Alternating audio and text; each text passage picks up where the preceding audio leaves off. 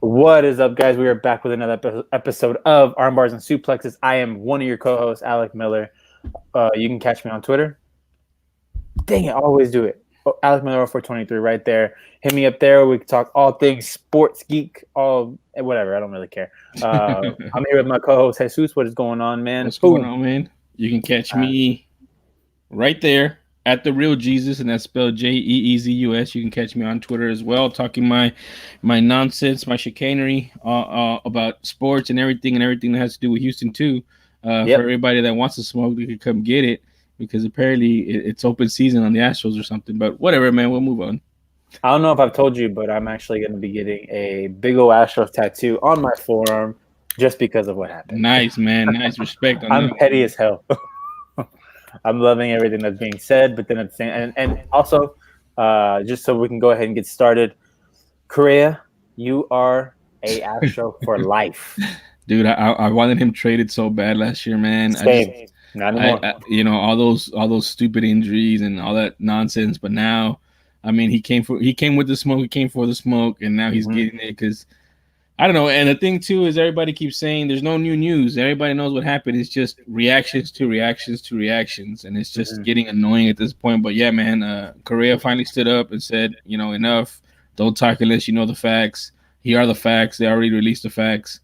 But I don't know, man. And just as we speak, I just saw something where Rob Manfred just had another freaking press conference, and he apologized for calling the World Series just a piece of metal.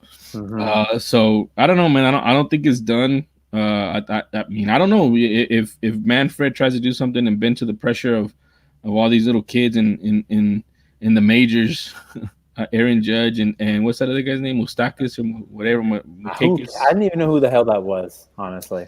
The only one that I liked was Juan Soto because he said it like it was. It's funny though because those guys, the two guys that have stood up and said like whatever, man, it happens is Rendon and Soto. And those two guys got a World Series ring, so I'm sure that has something to do with it. And the bitter ones like Cody Bellinger, Aaron Judge, are the ones who think that 3 runs will win a 7-game series that they can get the win with three runs in 4 games. Yeah, so I don't know, man. I mean, I just think that it's getting blown out of proportion. They're stupid. The fan bases are stupid. Everybody's cheating. Like, yes, the Astros maybe did more. And even then, man, I don't want to talk about it, but Fangraphs did a thing where they did all the whole year, and they did plus or minus like the net rating like they do in basketball. Like when Russell Westbrook was a -19 to this game because of his offense and defense or what have you. They were plus 2 runs the whole year. Yeah, doing that. So I don't know, man. Robert said, what did Soto say? Soto just said that he doesn't want to push him up against the wall. People make mistakes. People are human. That just move forward. That's all he said. So as a 20-year-old, because we know he's 20 because they only said it like 20,000 times in the damn World Series. That's probably the most mature take that anybody. And the thing is, man, look, it's biased because we're from Houston and we're Astros fans. But at the same time, man, like they're such hypocrites, dude. Aaron Judge said to take back the championship, take back the title gladly, man. Whenever the damn Yankees give up all those titles that they had when they were on the juice, we'll give up ours, man. Ain't no big deal. Let's make it even. And you know what? That's why I kind of agree. Like, even though I hate listening to them because I'm on the opposite end of them.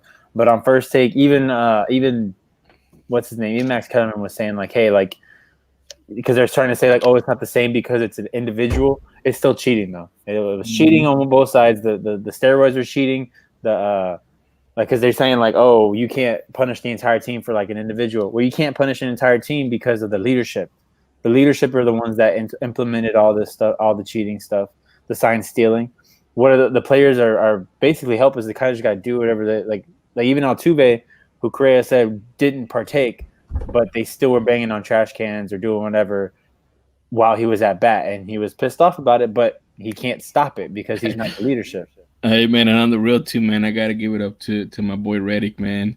Out of anybody in the damn team that needed it, it was him. Hey. And he didn't do it. He was one of the ones that didn't do it. Him, Tony Kemp, and Altuve are the main ones that didn't do it.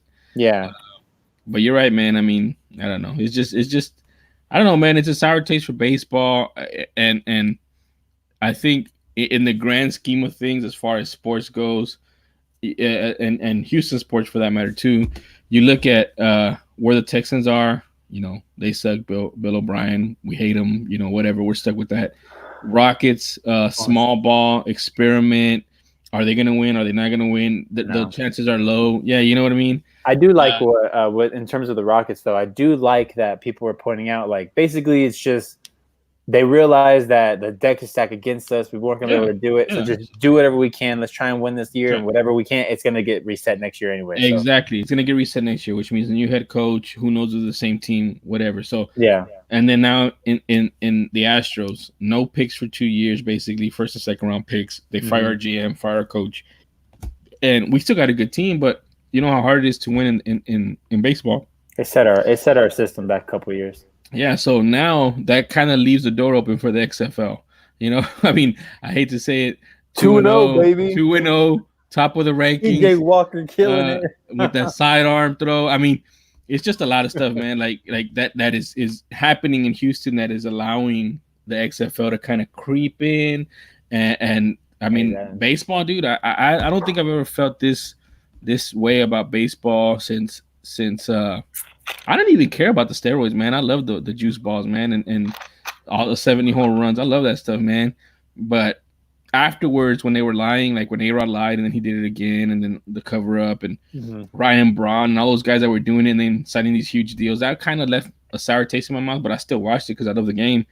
But now it's like, golly, man, another controversy in another major sport that's going to cause fans to leave. And you know, speaking of which, man, did you see the ratings for the NBA? No. That they're overall the ratings for the NBA are down between 10 and 13%, man. So I mean that's a lot, dude. Wow, yeah, it is. And that's like one of the actually I think that's one of the more exciting sports to watch because it's just back and forth. The playoffs are actually a lot more exciting, I think. Actually, football is more exciting than this past year, at least. Was more exciting because there were different teams. It wasn't the same Patriots as always. But yeah, I can kind of understand as well because last year, you know, we had last 3-4 years it was Warriors, LeBron basically, and last year was the same thing basically except no LeBron. So I don't know. I kind of figured that this year would be a little bit different because of the fact that a lot more. I think there's a lot more parity in the NBA in terms of at least in the West, it's a lot more even In the East. than the East. The East is even, but in terms of in comparison to the West, it's not. Like it's the West teams and then the Bucks. Yeah, I just think that they're coming into a problem. The NBA is where not a lot of people care about the regular season, man. Like they just it's care all about the playoffs. It's all about the playoffs, man. I forgot who had this great idea, but they just said, just start the regular season on Christmas Day. Just do that, and because those are when the games matter the most, from Christmas till playoffs. Yeah, you're talking about 4 or 5 month season instead of this, 8 month season or whatever it is. It's too long, man. And that's what I'm saying, man. It's my problem with baseball too. Yeah. And the thing about baseball is, baseball has a little better,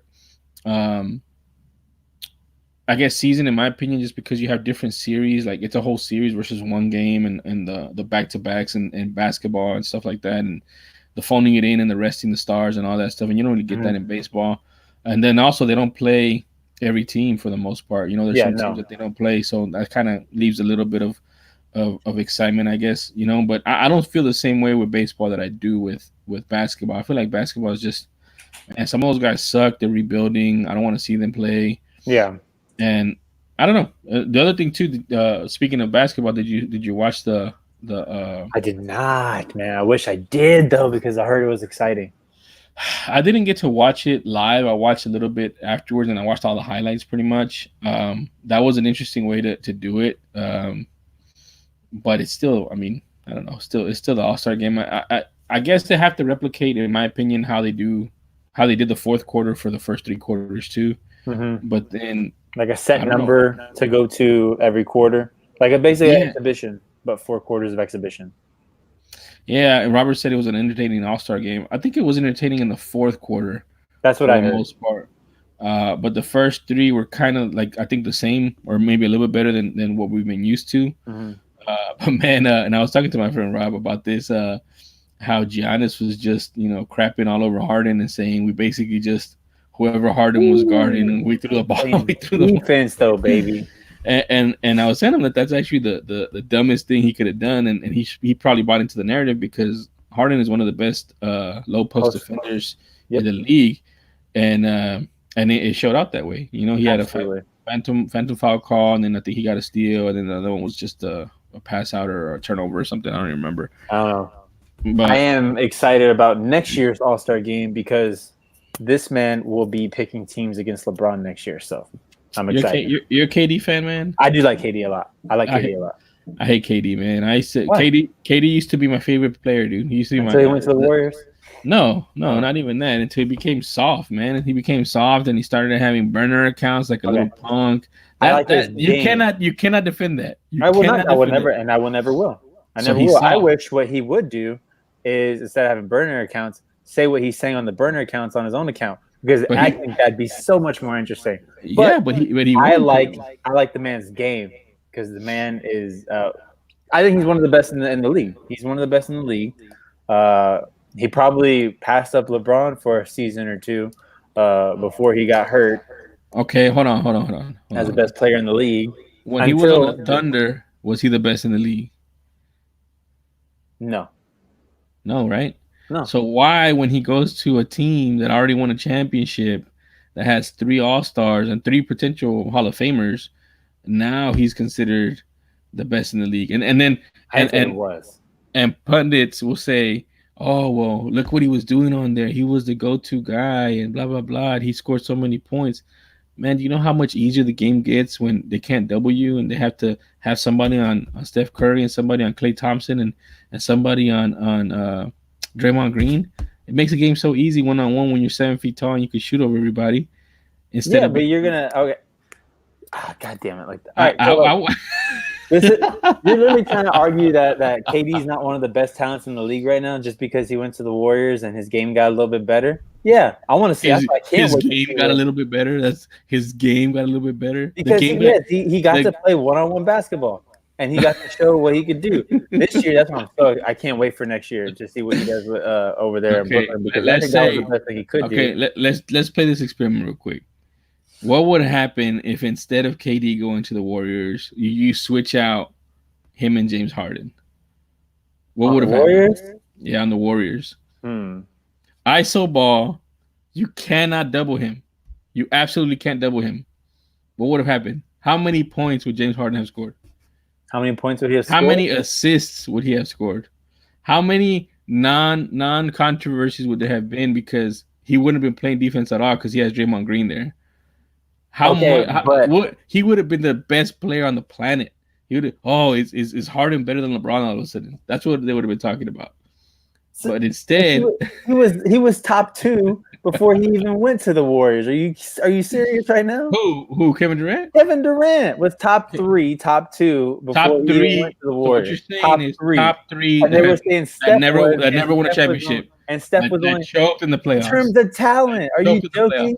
In terms of talent, I'm not talking about their legacy because KD's. No, legacy, I am because he was supposed to be Charles Barkley, except he said I'm gonna go win a championship with three Hall of Famers, and that secures my legacy that I have a championship, and then I'm gonna leave and talk all this crap and get mad because people are saying that I made a stupid choice, and I'm gonna become real soft and have burner accounts.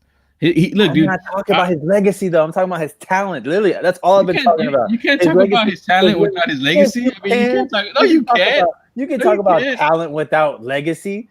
He's one of the top talents. His legacy is nothing until he goes and wins a ring somewhere else. I've been said this. Man, I never not said that. Highlight this this comment right here that says K don't. Oh, this one? Yeah.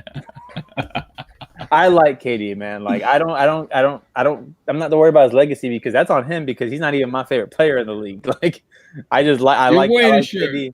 Because I bought the shoes. The shoes were nice and they went with the shirt. You wear his shoes, that's your favorite player. Those are the rules. I don't know. I normally wear just like regular black Nikes. Who's my favorite player there?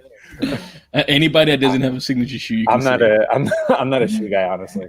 That's like my only pair of KDs. I only ever had like my only pair of Jordans was a pair of ones that I had. Oh no, I think I had some threes. The threes were nice. I had some threes. But I'm not. Yeah, I'm not really a shoe guy though. Like, I don't like LeBron shoes. On top of all my other stuff that I'm passionate about, I am a sneakerhead, and I have like 10 pairs of Jordans that I haven't even worn, including I can't do that, man. including the Jordan 1s. I have Jordan 3s. I have 4s. I have 11s. Yeah, I mean, I don't do it as much anymore. But since I've had kids and whatnot, but yeah, man, I love shoes and everything about them. All right. We've ranted enough. Yes, what's up, Angel? Good to have you here, man. What's up, Robert? Good to have you here this week. Anyone else who's in there, who's in the chat, just say what's up in the chat. I'll give you a little shout out real quick because we're just happy to have people here listening to us every week, man. It's always awesome to see the fans and hear us talk. Angel, I know you have your question this week. Basically, your question is going to be answered at the end of the show when we break down UFC Auckland. So we will get to your question later. I can't get to your question from last week though, because this past weekend we both saw two movies basically, right? So we both saw two movies. We went to the same drive-in, but on different days.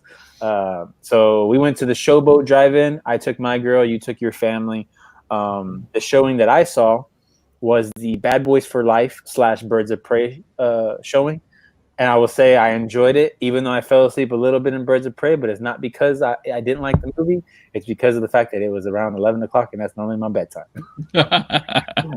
Because, dude, I guess, I don't know what happened, but they started the Sonic one around right at 7:30, and they didn't start my movie till almost 8:30.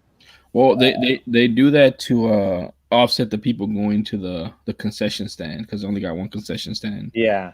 So and they also do it because the one screen is for kids, so they want to do it earlier, and then the other screen is for adults, so they figure they could do it later. Well, trust me, if I would have known that, I would have got there probably. I wouldn't have been rushing as much as I was because I was trying to rush so hard to get there. We had a decent spot though. I didn't really dislike our spot, except the brightness could have been a little bit brighter. Did your showing get packed? Because on Saturday it was super packed, man. I don't think it did. I have not seen it that packed at the drive-in, and I go probably about 2 to 3 times a year, and that's the most packed I've seen it. Probably, I don't know. Star Wars was pretty packed, but other than that, I think it's probably the second most packed I've ever seen it.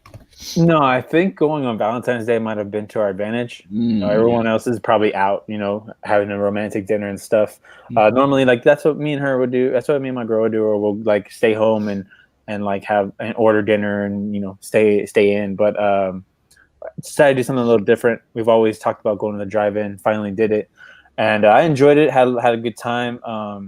Bad Boys for Life. Loved it. Unfortunately, though, I did miss a good chunk because my girl was hungry and she wanted food. So I went to the concession, and the line gets long. Yeah, dude. I was in that line for a while getting her food. So I did miss a good chunk, but didn't mess up my view of the movie. I'm excited. I hope there's a part 4 because they kind of left it open. Although at the very end, my girl did go Suicide Squad, and I'm like, that's genius. Let's combine the worlds. Man, that'd be tight. But no, I think I was thinking while I was watching Bad Boys. I saw Bad Boys a week ago, like a week before last week. So I guess when it came out, and I enjoyed it. I told you it was nostalgic, and I gave you a little story about my buddy who was very happy when the Expendables came out. And I was like, why do you even want to watch that? And I felt that same energy for Bad Boys 3. Yeah. Or Bad Boys for Life, whatever they call it. But I was thinking, man, why didn't they, or maybe they should have, is missed opportunity, made that into a franchise like Mission Impossible. If you got Fast and the Furious franchise, I can easily see Bad Boys becoming a franchise. I think it was Michael Bay going on to do Transformers, because I think right after Bad Boys 2 was leading into because there was a pretty decent gap between Bad Boys 1 and Bad Boys 2. Yeah, it was. When did it come out? 2002, I think, or something. No. Bad Boys 1. Bad Boys 1 came out in 96. Right? Yeah, so that's, and then Bad Boys 2 is in the early 2000s. That's a decent gap, and then it was 5 years. Bigger gap for Bad Boys for life. And apparently, like Will Smith really wanted this movie to get done. The biggest convincing was one, the studio, and two, Martin Lawrence, because Martin Lawrence hadn't been acting for a long time. Yeah, man. I mean, he's getting up there in age too, so that's probably Will why. Smith is too, but he's a lot more active. Whereas Will Smith, Martin Lawrence, you could see like he's he's a little bigger, he's a little older, still hilarious in the movie. Yeah, I think everything still worked. It was so funny. Nice to see Reggie. It was cool seeing Reggie. I liked it. So yeah, I enjoyed the movie. Second showing was Birds of Prey. So this was Angel's question from last week, asking about our thoughts on Birds of Prey. And I will say I enjoyed the movie a lot. The story's lacking, but the character work is fun. The action's fun. I like. Obviously, Margot Robbie's fantastic as Harley Quinn. She always has been. And then Ewan McGregor as Black Mask. Enjoyed it. The violence worked for me. I know some people were saying it didn't need to be rated R, but I think it kind of worked with the violence. Little Easter eggs here and there. I like the actress that played Black Canary. I love Mary Elizabeth Winstead, but she was underused in this movie. And Rosie Perez was fine. And then the little Cassandra Cain thing, little Easter egg type thing was pretty cool too. So obviously it's not going to lead to Batgirl, but it's still kind of cool seeing Cassandra Cain. Well, it might. I mean, it might. It might be. They're doing I don't so know. much Based on stuff. the end of the movie, I don't. Well, I mean, I haven't seen it, so I'm going to see it this weekend. But I mean, I've been hearing a lot of things about DC and what they're trying to do and how they're trying to set things up. I don't know. The other part of that too is I don't know what the push is going to be going forward for female-led superhero man. DC. This sucks. I know. That's what I was trying to tell you last week, man. That it sucks because it's been getting a lot of great reviews and a lot of good buzz, and it has good, Rotten Tomato score. Yeah, and critics, which is hard to do, to have both the fans and the critics. Yeah, the audience score and the critic score is pretty even. And and when you can have critics saying the story was lacking, but I still love the movie, like that means something. That means that you had something special. It just sucks that not enough people went out to see it. The marketing wasn't great. The fact that what it was called was not good. Harley Quinn, the Birds of Prey would have been a better title, or even just calling it Birds of Prey. Although Harley Quinn, the Birds of Prey is should have been the title they went with in the first place. They should have just called it Harley Quinn, man. I mean, Harley Quinn and the Birds of Prey is fine. You could, but it actually focuses a lot on Black Canary too. Yeah, but I would much rather people think it's going to be Harley Quinn centric, and then they get a change up after they're in the movie theater versus how it is now, where people aren't going to it even though it's a pretty decent movie. Yeah. So I don't know, man. What about you? What'd you see? I saw this weekend. I saw Sonic and I saw Jumanji with my kids and my family, and my sister and her kids and her family. Okay. And Sonic was really interesting to me, man. It was very. I guess it was funnier than I expected. So I wasn't expecting much. It's a video game movie. It's Sega. Like who Sega. Trailers weren't great. Yeah, the trailers weren't that great. But I mean, it was okay. Like you said, as far as Harley Quinn, there was lacking of story, and I told my wife that the backstory could have been done better. I don't know if you can watch it or not, but I won't ruin it for you. But the backstory could have been done better.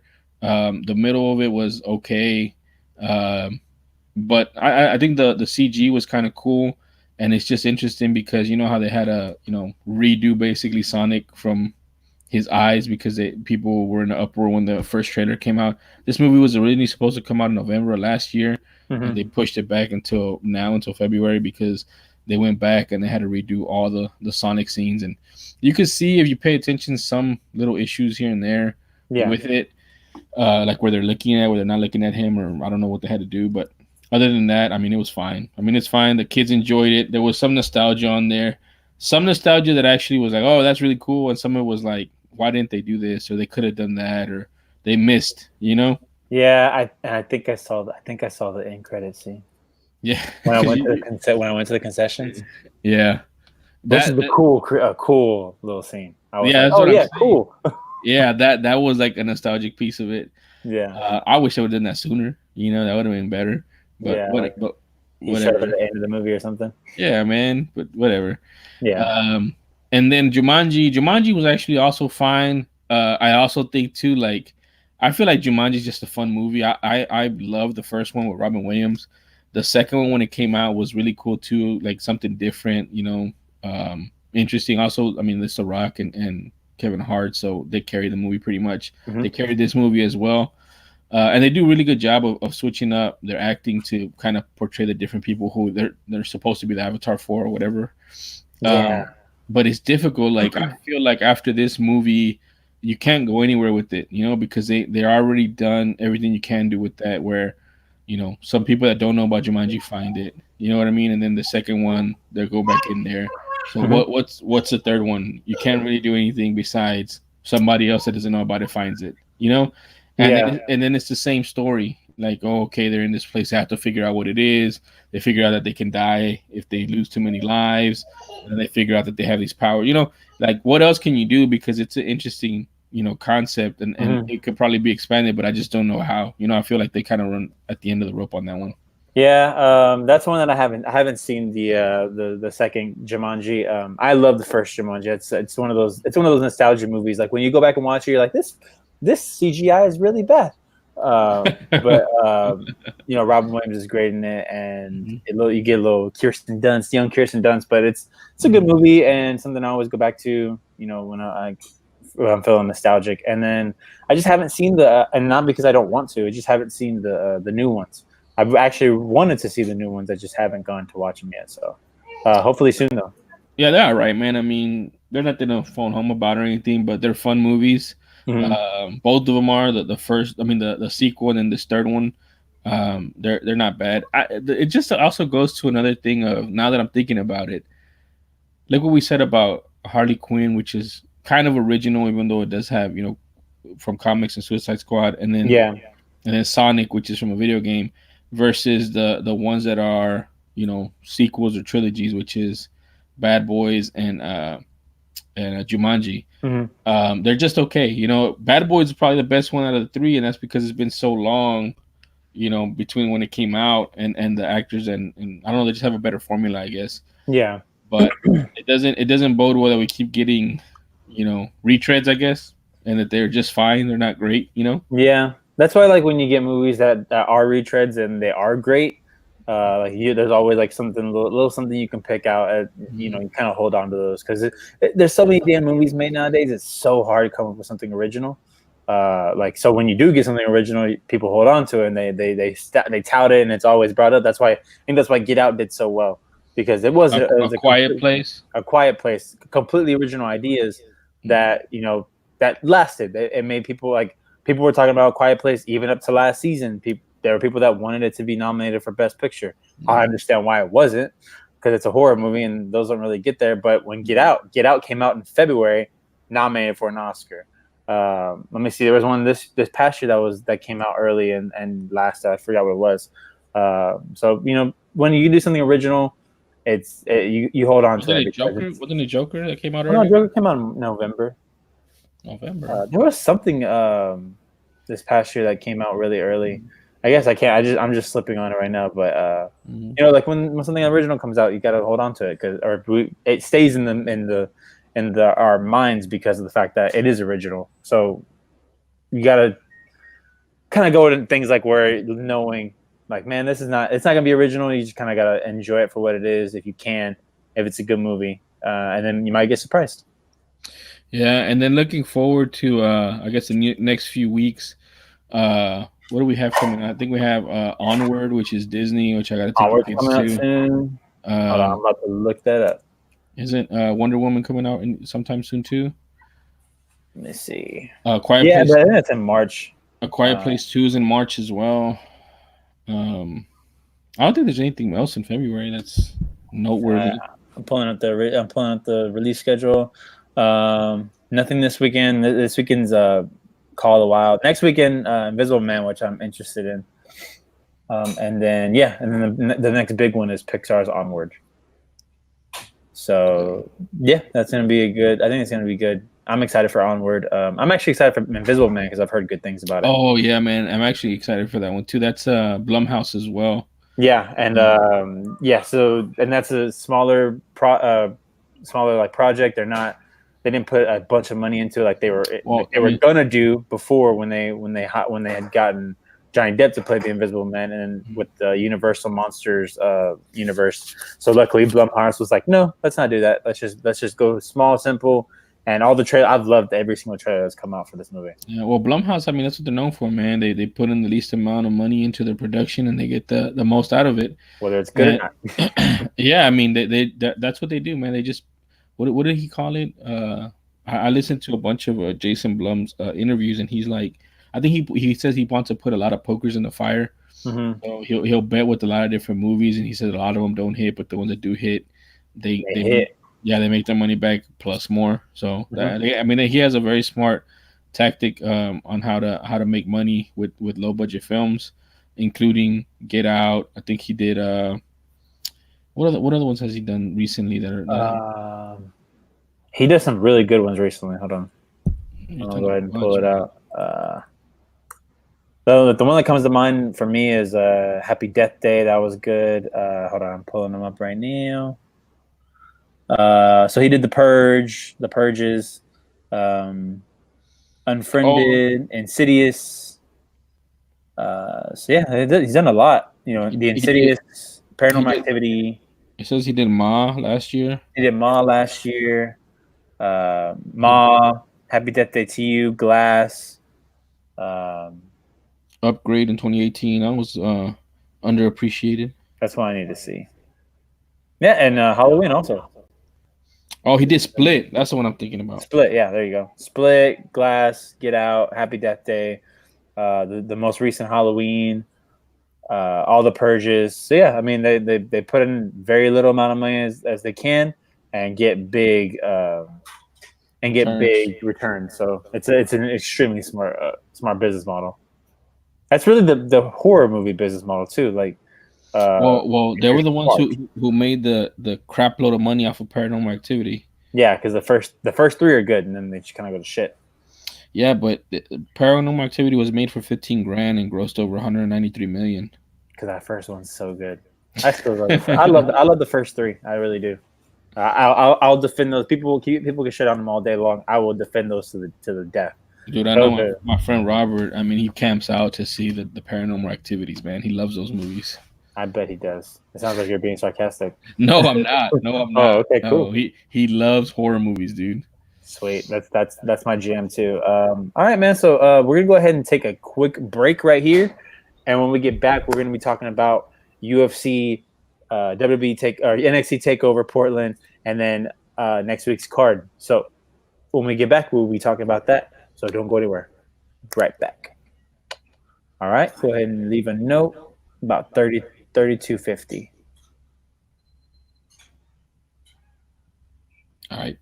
All right. Let's go ahead and all right. We are back now here on Armbars and Suplexes. I'm here as always with Jesus. We just got done talking shenanigans, basically, like whatever we wanted to talk about. Now let's jump into the meat and potatoes of the podcast. Let's go ahead and jump into NXT TakeOver Portland real quick, since I know you haven't got a chance to watch all of it. It was a great show. I had to go back and rewatch. I had to go back and watch the rest of the card because I didn't watch it all at once. I had to kind of take a break because I had to do something. But so right off the bat, we had Keith Lee versus Dominik Dijakovic, two big men, and this is one I would actually tell you out of all the matches to go watch. It's not the best match on the card, but it's one I would tell you to go back and watch just because these two put on a hell of a show. Dominik Dijakovic and Keith Lee. It's their fourth meeting. They are 1-1 and 2. Oh no, so they're 1-2. So it's like Keith Lee is 1-1, and the other two have gotten no contests. Oh, nice. So this was Keith Lee kind of getting another win on top of it, but because Keith Lee did retain. Great match though. These two put on some crazy spots that I was just like, I've never seen it before. So especially men of their size, because they're both two big men. So definitely go and watch this one for sure. The next match was Tegan Knox versus Dakota Kai in the street fight. Could have done more. I think I would have liked more from this match. But you know, it was what it was. Tegan looked good, Dakota looked good, but not the finish that I really kind of wanted. Dakota Kai gets the win, but with help from somebody, and it was just kind of random. I don't like those when it just kind of comes out of nowhere. Who I do was like it? the idea of Dakota Kai having a bodyguard type, but I don't understand why. So I Why don't does know. she need one?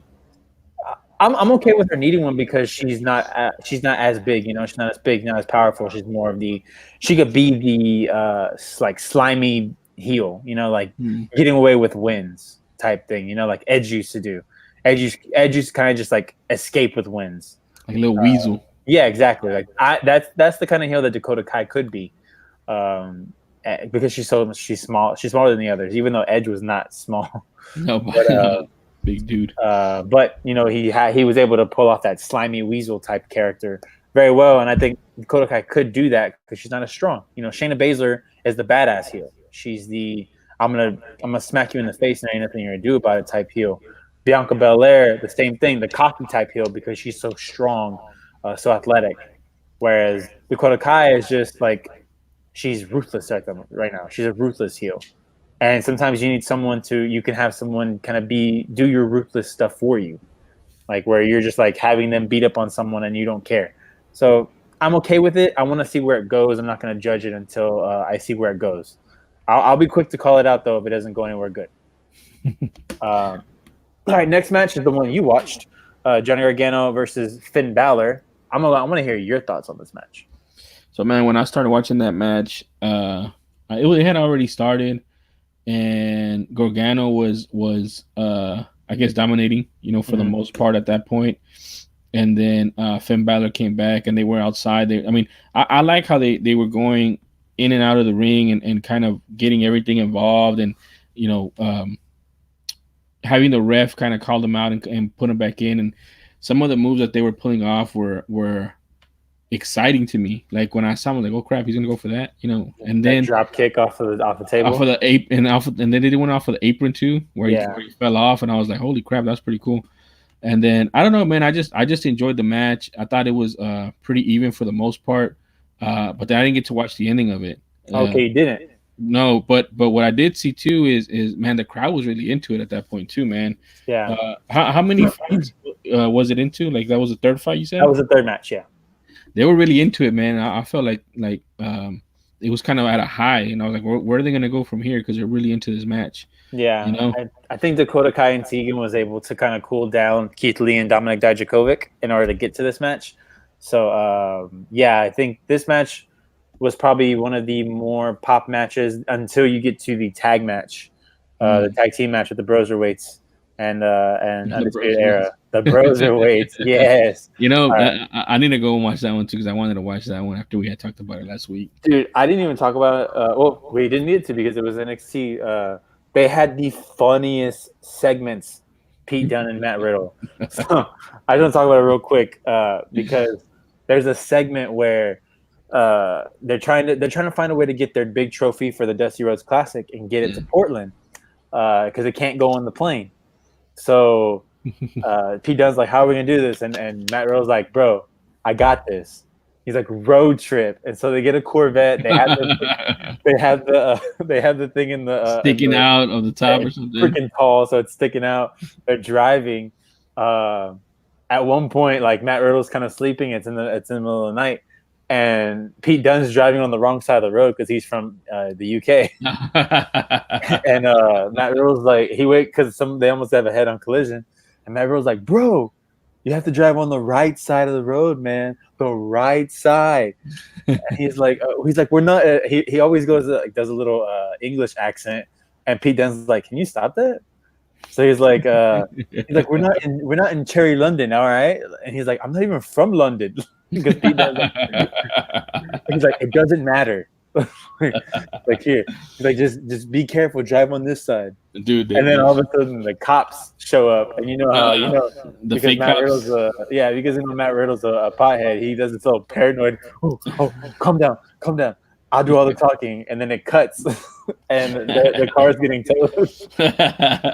Man, I feel like they should do more of that on YouTube, dude. Like little skits like that, dude. They work so well because then like Pete Dunne's like, "That's the last time he did the talking." He was like, "Well, I didn't know you didn't have a license, bro." And Pete Dunne's like, "You don't have yours either." So it didn't matter. He was like, "Look," he's like, and then the line that got me was Matt Riddle goes, "Look here, you beautiful man. There's no time. This is no time for compliments." And Pete Dunne's face is like, "What the fuck?" Dude, it works so much. And then the way they end up getting to Portland is they stow away on Triple H's plane. Oh, it's so good. Oh, that's hilarious, dude. It's so funny. You have to go just go in and type in Pete Dunne and Matt Riddle like backstage or segments or something, and you'll love it. It would have been cool if they showed up in the Corvette, like into the arena in the Corvette with the big trophy popping out, and they just get out from there. It's so good. So yeah, these two they do end up winning the titles. So the Undisputed Era loses their titles. The only Undisputed Era member that has their title still is Adam Cole, the NXT Championship, because he retained from Tommaso Ciampa after, surprise, surprise, Johnny Gargano attacks Tommaso Ciampa. What? So we are getting a Tommaso Ciampa versus Johnny Gargano feud again, but this is one of those feuds where I'm not tired of it. Like, these guys put on great matches every time they're in the ring together. So let the feud continue. Also, Rhea Ripley defends. And right after Charlotte attacks, lets Ripley know that she's challenging her for the NXT Championship at WrestleMania. Ooh. But she also attacked Bianca Belair, so I'm starting to think there might be a triple threat coming. Triple threat? Well, I mean that that's what they like to do, right? So that they can have one pin the other one, and the other one didn't lose to her. So yeah, so Ripley probably won't get pinned if Charlotte wins, or if Ripley wins, Charlotte won't get pinned. It'll be Bianca. But I'm gonna tell you right now, Bianca is starting to. I was never really on the Bianca Belair hype train. I'm starting to jump on. I'm starting to get it. I'm starting to like it a little bit more. So I'm getting a lot of that too on Twitter, where people are starting to. I don't know. Maybe her character's finally, I actually think it's the in-ring work. I think she's starting to show a little bit more with the in-ring work. She's always been strong, but she's starting to do, and I'm not even talking about just like in terms of wrestling ability. I think she's starting to understand ring psychology a little bit more. Mm-hmm. And so I think because her and Rhea Ripley have really good chemistry together. That match was really, really good. That was probably not top 3. Well, because there are 6 matches, so I think it was like my 4th favorite match of the night. So in order, it was number 1 was Broserweights and Undisputed Era. Okay. 2, I'll say Gargano, Balor. 3, Dijakovic and Lee. Oh, you did say that. And Dijakovic and Lee. Then I'll say 4. You said Tommaso Ciampa and so the 2 women, and I don't mean to say this, but the 2 women's matches are probably the bottom. Man, I'm a sexist. I'm a sexist. When did you start hating women? I'm a sexist. Is what I don't know. Hey, I always talk great about the women. Yeah, no, I mean, it just sometimes I tell them, hey, first of all, Undisputed Era in terms of tag team wrestling, they always kill it. That's usually the show stealer. Like, whenever I look at an NXT card and they're like, oh, what's going to steal the show? It's going to be the tag match. Because the tag teams always kill it in NXT. Yeah, you got more talent out there. You got 2 guys. You got 4 guys playing off each other, and then 2 guys playing off each other as tag teams. So yeah, I mean, it makes sense. It makes sense. Yeah, definitely. All right, so let's go ahead and jump into UFC Rio Rancho. This was actually pretty not stacked, but a pretty decent card, I think. If you look at it, you have first fight, not like too much, but exciting fight. Chai-Son, who was recently just like on one of the top billing on a prelim card. Now she's back at the bottom after 1 loss. But let's go ahead and jump into the fights. Mark De La Rosa versus Raulian Paiva, and this one they were both just swinging. Yeah, man, this was a. I don't know, man. I felt like they were building up De La Rosa a lot as far as the commentating goes. Mm-hmm. And I mean, for good reason. His wife is fighting on the card as well, so it's kind of a neat thing. I think they're the first time that's ever happened or something like that. They said probably. I never heard of it. I mean, Mr. Van Zandt has fought, but on the same card as her. Yeah, I don't think they were married or at the time or anything. So yeah, and we haven't gotten a Mallory Martin and Win card yet. So. Yeah, so I think that was the first, and he looked good at the beginning, and like you said, these guys were swinging. They were trying to make a name for themselves at opening the card up. Yep. And it just didn't work out for De La Rosa, man. Yeah, he just got caught He just right got in the caught. chin. And Yeah. like we're because I was watching with a group of people at my sister's house. And one of them was like, it didn't even look like he hit him like hard. And it was like sometimes you just catch him on the button, man. Like you Yeah, catch and somebody on the button and they just their lights turn off. well, that's what they say too, man. Whenever you hit a punch like that, that the fighter says that it feels like I didn't hit anything because it's just a clean punch. It just knocks him right in the button. So Paiva getting a good win here. Definitely, I'm pretty sure Dana was watching. You know, saw something out of that. So, but nothing taken away from Mark De La Rosa because he was in there swinging too. I think when you have two guys that are willing to just go in there and bang, neither guy really loses anything unless unless they're like Unless one swinging guy's wildly and they're not hitting anything. yeah, or unless they get gas doing that. Yeah, So, and I don't think Mark De La did you see Mark De La Rosa really getting gassed? who was? Did you see either of them really getting gassed? No, not really. Yeah, they were kind of just were in it. So yeah, Paiva getting the win. I was exciting fight. It was a good fight. All right, next up we have Macy Chiasson taking on Shayna Young, and Shayna Young was just outmatched. Yeah, man, my son and those knees. You know, you sent me a text message. They were killing me every time I saw them. Like it hurt my body. Yeah, you sent me a text message and you're like, "Oh man, those knees." And I wasn't watching. I was at the drive-in. Yeah. Next day when I saw it, I was like, "Oh man, this is what he meant by him." And I mean, she was outmatched. She was outgunned. She did well, and I think it actually kind of brings Macy down. Macy, right? That's right. Macy. Yeah. Chiasson. Macy down a little bit Didn't get the finish. because she should have finished, man. She should have gotten that finish. And I don't know, man. Just looking at her body language and her face in the fight, I felt like she lacks a little bit of confidence. You know, she lacks a bit of confidence. She doesn't want to take the risk of going for it. But man, she could have finished her on multiple occasions, man. Yeah, and I was waiting for it. I was waiting for it. Yeah, and I even told like someone I was interacting with on Twitter that I don't really think Shayna Young looks bad. Shayna Young looks bad because she was in there hanging with one of the top ranked, one of the ranked women in that division, and didn't give up. She was in there fighting, and she was fighting until the end. She was trying to do it. She just was outmatched. Her skill wasn't up there, but that's something you can go in and work on. And dude, Macy's huge for the division too, man. She's towered over her, man. She just looked huge. Yeah, but Macy she needed the win because of her loss to Lena Landsberg this past her last loss. So she needed this win, but like you said, it didn't. I don't think it moved her up. It just kind of kept her. Where she's at, yeah. It didn't move her up though. All right, next up, Casey Kenny taking on Merab David. I don't know. Valishvili. Matt Serra's guy.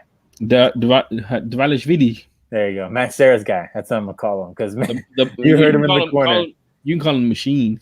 Oh, man. Machine. There you go. Because he's a machine. He's a machine, dude. Matt Serra let him know. The Kimura Savage was in the corner, and you heard it. For everyone that knows Matt Serra, he's a very loud man. I'm glad you like Matt Serra, dude. Matt Serra's been a character in MMA for decades, dude. Do you know when I first started liking Matt Serra? When on for a fight? No, on Schmodown Entertainment Network. Well, first on Collider Live, because Christian Harloff, who was a UFC guy, he liked UFC, but he just kind of stepped away from it. He was listening to UFC Unfiltered and noticed that Matt Serra, and I've been listening to UFC Unfiltered, Matt Serra talks a lot about geek stuff. He loves geek stuff. Mm-hmm. So they kind of like reached out, I guess, and Matt Serra would call into the show, and the dude is a character, man. Like, he's so wild, but it's not really like he's playing a character. That's just who he is. That's just who he is, man. And he's always been like that, man. And I've seen him. He's been on the show a few times. And after that, I started listening to UFC Unfiltered, and him and Jim Norton are hilarious on there because Jim Norton plays the straight guy. Yeah. He plays the straight man, and then Matt Serra is like, "Come on, Jimmy." I love it, man. He always does it, man. And dude, I first got introduced to Matt Serra by a highlight where he got knocked out by a spinning spinning fist, whatever they're called. And it was just crazy because he was winning the whole fight up until that point. It was who was it? Shoney Carter. Shoney Carter landed on him, and they did this crazy dance afterwards.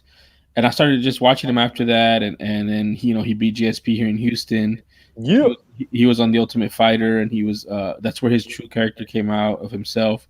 And on top of that, dude, jiu-jitsu is like my favorite combat sport or combat technique. I love jiu-jitsu, and he's a black belt. He's a legit black belt. And I don't know, man. He's just a real fun guy, and he livens up everything he touches, man. So he's a pretty cool dude. Yeah, Christian Harloff, he actually said that he made a lot of money because he said he wasn't working. He would just make money on betting on fights because UFC was so like early, like it was so young. People didn't really know how to analyze the sport yet. So, he would make bets on like big underdogs, and he said he made the most money betting on Sarah over GSP. And that he said he paid his rent for like a couple months. There's no way that dude bet that fight, dude. He said he did. No way. There's no way. He said he did. I need to see proof on that, man. He told Sarah that to his face. So I'm just saying, dude. I'm telling you right now, man. I don't know. Going into that fight, dude. That's the biggest underdog ever to that point until Ronda Rousey was fighting. I don't know who or whoever it was that was fighting her, but it was ridiculous. I didn't even go to that fight. Like in my mind, I was probably gonna leave early to try to avoid traffic because GSP was gonna win that fight hands down. Like there's no point in it. I'm telling you, man. The people around, everybody that I talked to, there's nobody, man. There's no way. And he got lucky, man. He had the purchase chance. GSP overlooked him, and he landed that clean punch, and it was so. I mean, he was fighting a guy that was like 6 inches shorter than him, supposed to be in a division lighter than him, and he had nothing to lose, and he just went in there swinging like a madman, and he won. But I don't know until I see it, man. I don't believe anybody that says they bet on Mesera, dude. I just don't. I can't. All right, I didn't say it. He said it. All right, but let's go ahead and let's talk. We hadn't even talked about the machine here. This man, he was basically just destroying Kenny. Like Kenny didn't stand a chance. Kenny looked at one point. I think he looked afraid in the middle of this fight. Like I hesitate to call any of these guys afraid. Oh, you're right, but it just looked like he looks befuddled. No, like I don't even think it's befuddled. I think it's like understanding. Like I'm not gonna win this fight. Like I'm not gonna win this fight. There's nothing I can do. Everything I'm doing, this guy's countering. Like I don't know what else to do, so I'm just gonna try to not get knocked out, basically. Because that's exactly what happened, man. I mean, everything he was throwing, the machine was eating it and throwing back, 2 kitchen sinks. You know what I mean? And it's just crazy, man. I'm kind of impressed. Like, it's Kenny, right? The guy's name's Kenny. Yeah, Kenny. Yeah, Kenny. He didn't get knocked out. Yeah, that he didn't get knocked out, and that he actually made it to the bell, man. Because take that home with you. And yeah, man. I mean, there's a silver lining, buddy. Because some, other lesser fighters would have been knocked out by then. And man, how do you say his name? I know it's Valishvili. I don't know. Do you not pronounce the D?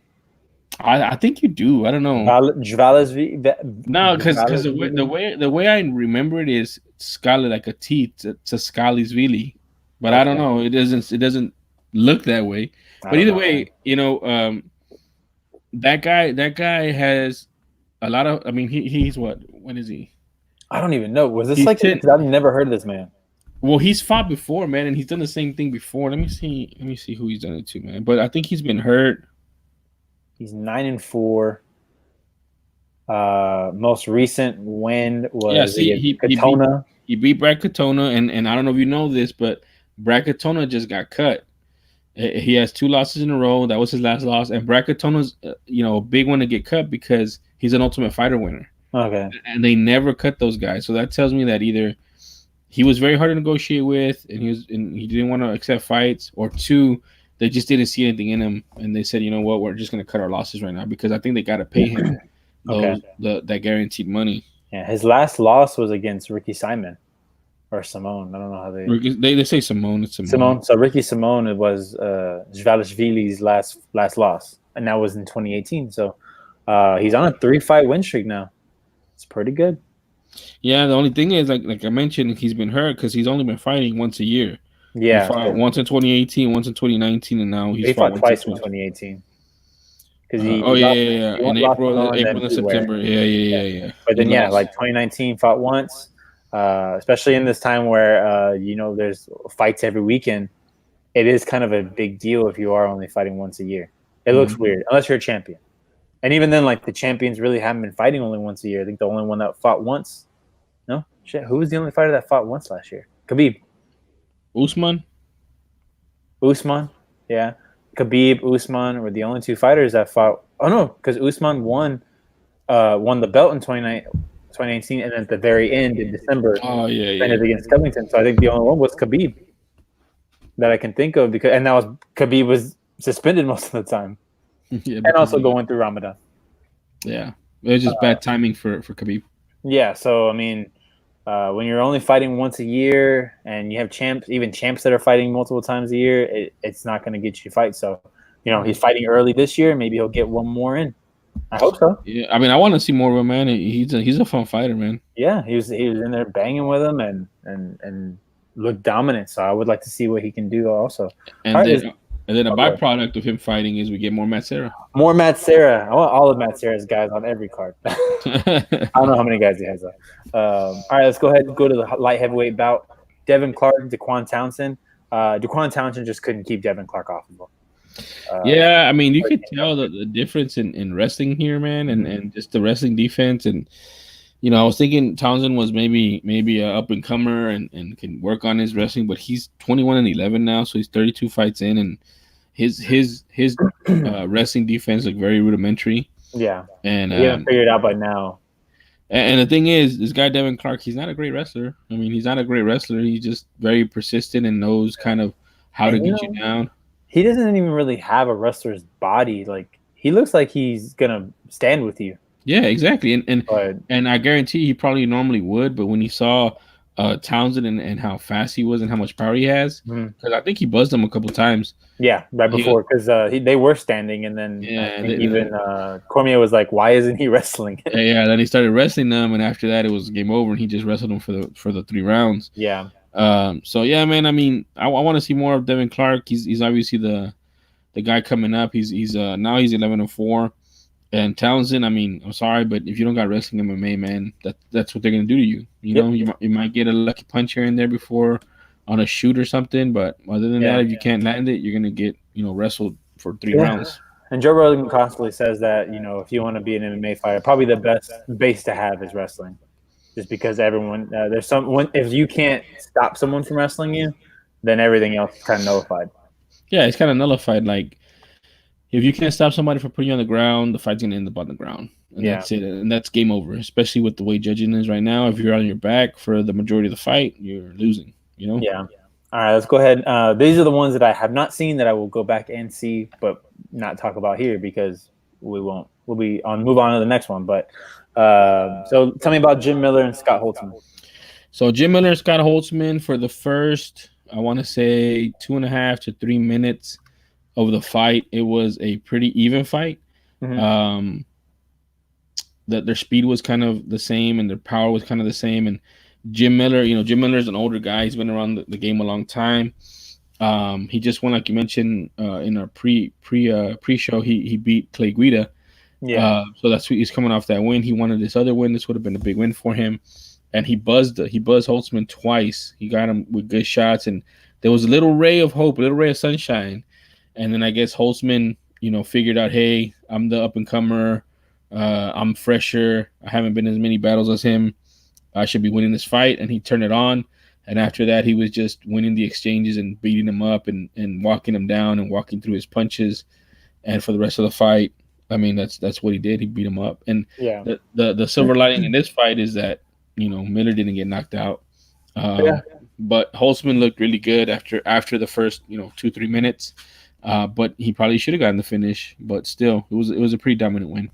Yeah, and actually, speaking of this fight, this was the fight of the night. So both guys did get $50,000. So Jim Miller can go home with that as well. I think that's kind of like a hat tip to Jim Miller from Dana White. Yeah. All right. Go ahead. I was just saying, for being around so long, for being a a pro and being a veteran. Just hey, here's an extra 50K. You know, and still coming in and fighting. All right, let's go ahead and go to the bantamweight fight. John Dodson, Nathaniel Wood, a name that I have not heard in a while. Yes. Well, John Dodson's been around. He's 21-11 now. Nathaniel Wood is an up and comer. He just won. He just beat somebody. I think who it was. He's kind of like looked at as like a prodigy. Yeah, it's called the prospect. Yeah, so Nathaniel Wood beat Jose Alberto Quinones, and Quinones is on a little win streak himself after that. And that was in March of last year. So we haven't seen him since March of last year. And he's a prospect, man, and he's really good. He's fast, he's smart. And the first 2 rounds, I can tell you right now, the first 2 rounds were cat and mouse, really close. Dodson is super fast and tricky and a crafty veteran. So Wood was trying to time him, and he timed him a couple of times. He had this little, it was like a check left hook or a check right hook. And what a check hook is as your opponent's coming in, you just kind of throw it out there, like as you're backing up, and you throw it out there, and you're kind of checking them as they come in. Sometimes you land it, sometimes you don't, but it's kind of like there as a security blanket. And he caught Dodson a couple times with that. And I was kind of impressed because Dodson is super fast. He's super fast for the division itself, even though at bantamweight everybody's fast. And saying that, he's faster because he was actually fighting at flyweight for a while. So he was super fast, and Wood was keeping up with them. He was timing him. That's one thing that does beat speed is timing, but Wood had timing and speed, so he wasn't slow, even though he was the bigger guy and the lankier guy. And I guess it was leaning towards Wood. Wood was backing him down. Wood was getting some big shots on him. Then in the second round, it kind of turned, and what happened is Wood hit Dodson in the cup. He cup shotted him really hard with the leg, and it kind of stopped everything. And then at the end of the second round, so in the same card, in the same round, he cupped him again, and they took a point. And that was at the very end of the round. So coming into round 3, basically Wood knew that he had to get a knockout. Yeah. Because if he won the round, he basically was gonna, at best, get a draw. At worst, he was gonna lose a decision. So he came out ultra aggressive, and that was his downfall. Dodson is a great counter striker, super fast, landed right on the chin. Nathaniel Wood did not know what happened. He turned upside down. Hammer fist came down, and the ref stepped in, and it was over at 16 seconds of the third round. That to me, that fight to me is kind of indicative of what would happen with open scoring. Because Wood knew he was down. He lost that round. He got a point taken away. So that's 2 points down in a 3-round fight. He needed the knockout. He got ultra aggressive, and it cost him. Okay, we'll talk about rules a little bit later because we didn't even get into it last week, and I wanted to get your thoughts on it, but we'll get into that a little bit later. Let's go ahead and jump into the next fight. We had, sorry, 1 second, I went away from it. All right, so basically the Tim Means, Daniel Rodriguez. Daniel Rodriguez wins by submission. Tell me about this fight. So this fight was at welterweight. Tim Means looked like the bigger guy. He's also old school fighter. He has 29 wins, 12 losses, 1 no contest. 1 draw and 1 no contest. So he's been around. He's been on a kind of resurgence lately. Like he's kind of putting things together. Rodriguez looked big, but I meant like not shredded for the division. So it looks like he can go down 155. I'm not sure. But this is one of those where I thought Means was going to win. He's going to use his craftiness to beat Rodriguez. And in the beginning, it looked like it. But this is one of those things where we talk about, not playing with your food and taking the guy out as quickly as you can. And he had some opportunities to do so. And Rodriguez was not confident. But after the round progressed and then the second round started, Rodriguez got actually what happened is the round progressed, and at the very right at the bell, Rodriguez hit Means like over the top of the head, and it messed up his equilibrium and knocked him down. He was saved by the bell. So after that, his confidence was sky high. And in the second round, he was fighting differently. He was trying to knock him out, and then he hurt him again. And when he hurt him, instead of trying to go for the knockout because he wasn't completely hurt, like he was just buzzed or dazed, he went for the submission. He got a submission in round 2. Nice. So this is another performance bonus for Daniel Rodriguez. He was the second performance bonus. We'll get to the last one when we get to the fight that won it. So basically, Dan Rodriguez got a little confidence boost here. Maybe we'll see him fight a little bit more aggressive in his next fight. Maybe he goes down to 155, man. I mean, he's I'm telling you, I think he can probably go down. He's 10-1, so he has a good record, and now he has a good featherness cap win over Tim Means. Yeah, you think he would? He'd be basically big for the division if he went down to 155. Yeah, I mean, I think he would be because he looked like just a soft 170. Okay, you know, so he was trying to put weight on. Maybe like he was trying to get a little bit of water weight, maybe. Yeah. So the thing is, see on Sure Dog they have him fighting at 155 pounds. Okay. So this was at 170. All right. Maybe did he step in? Was this like a last minute step in or? I don't recall, man. I would wonder because like you don't normally when you see guys that are like, oh, they don't normally look like maybe that's like his walking around weight. Yes, it probably was because his last fight was in a different promotion. Oh, okay. It was jump in real quick. It was in Smash Global 9. Okay. That was in December. All right. Well, so we'll see what happens. What goes forward with both these guys going forward. Let's go ahead and jump into the main card now. Sorry. Jump into the main card. We have the lightweight bout Lando, which is kind of a cool name. Venata taking on Yancy Medeiros. Tell me about this fight. This fight was actually kind of boring, man. So Lando Venata was also a big time prospect because he has a very unique style of fighting, of striking. He's kind of a hybrid between like Wonder Boy and Machida and like kind of Conor McGregor, where he switches a lot. He switches a lot and he kind of is on his toes, bouncing. So he had a spinning back kick knockout was his first fight, so he had a lot of buzz. And since then, he's I think he lost 2 in a row. He lost 1-1, lost 1-1. So some of that air has been let out of the balloon. And Yancy Medeiros is just a tough guy. He has wins over guys that he probably shouldn't have wins over. He doesn't have the greatest athletic ability, but he has a lot of heart and he has a chin. And he has a gas tank. He's always coming forward. Mm-hmm. His last fight, he lost to Cowboy. And in that fight, you remember that fight with him and Cowboy? I don't. That fight, I mean, he was giving as good as he got, and I mean, I think he hurt Cowboy a little bit, and that was one of those. One of them was going to get knocked out, and it just ended up being him. Mm-hmm. Is he in trouble? Because I just looked, and this is his 3rd loss in a row. He lost to Cerrone and the loss to Gillespie. He might be, but because he's been bouncing around, and I think the Cowboy fight was last minute because it was at 170. He normally fights at 155. Okay. So he might have a little favor with the UFC. He's also from Hawaii, which UFC always likes fighters from Hawaii. So they might try to keep him around. He's also good friends with Max Holloway. So I don't know, man. He might be around. And this fight, he wasn't. This fight was boring, man. I mean, he got outstruck because Venata's a better striker, but neither of them were ever in danger, to get knocked out. He was landing some stuff, and I think he kind of figured out Venata later on where he started going to his legs and to his body. Okay. But it was too little too late. So, all right. I should go ahead and jump into the flyweight bout. Rogério Bontorin taking on Ray Borg. Ray Borg really needing this win since he did miss weight. He was the only fighter to miss weight on this card. Yeah. And I saw on Twitter that this is kind of becoming one of those normal things for Ray Borg for missing weight. Is that true?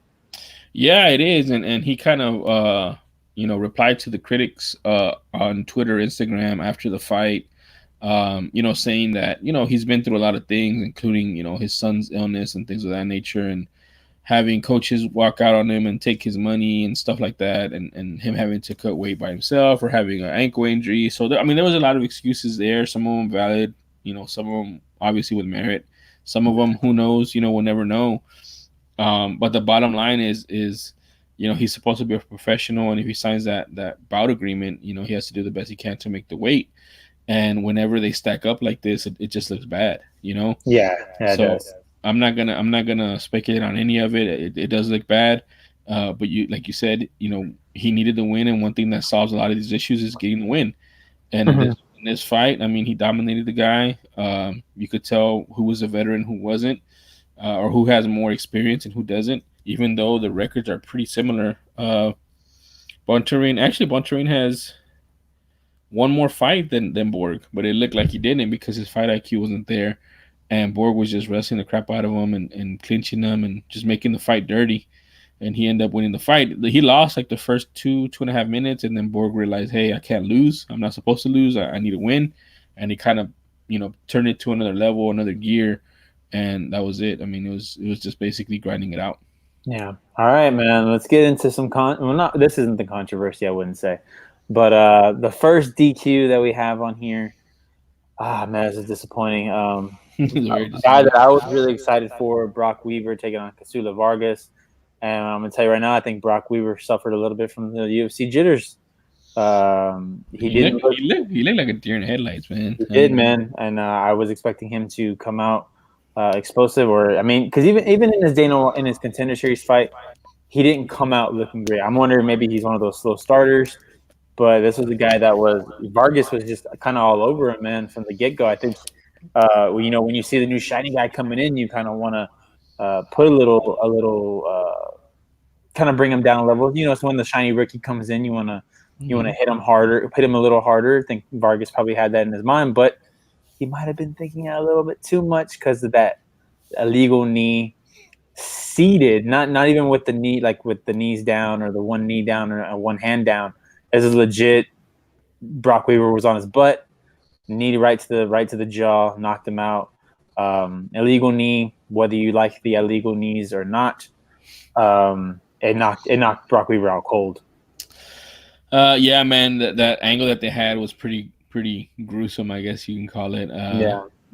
This is one where I'm like, oh, I see why a knee is illegal, because that is dangerous. But at the same time, as like, when you see the other one, you're like, it's not. It shouldn't really be, because I don't know. I'm new to this. I don't really care. I don't have a side. You know what I mean? I don't have a side for a knees being illegal or not. I think when they're the side of the temple, like that one against Anthony Smith was, I do think that should be illegal. But I mean, this one was right to the jaw.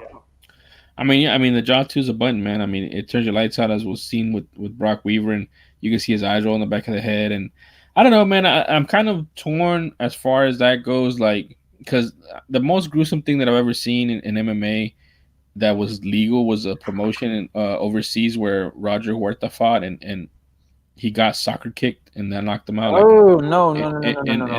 Yeah, he was on his, like, on all fours, and he got soccer kicked, and he got knocked out. And I mean, he's just a limp body right there, dude. It just looks so horrible. That should be that should be illegal. I know. So soccer kicks maybe should be illegal. Soccer kicks to the head, They are, right? And you. Yeah, they are. But so that, I mean, that's pretty gruesome, and like it does something to my stomach. But I guess the thing that I think about too is we're watching modern day gladiators, basically. That's what they are, and they're recreating a fight. It started off saying what was the best fight technique or the fight discipline. It was judo versus jiu-jitsu versus wrestling versus boxing, and jiu-jitsu ended up beating all of them.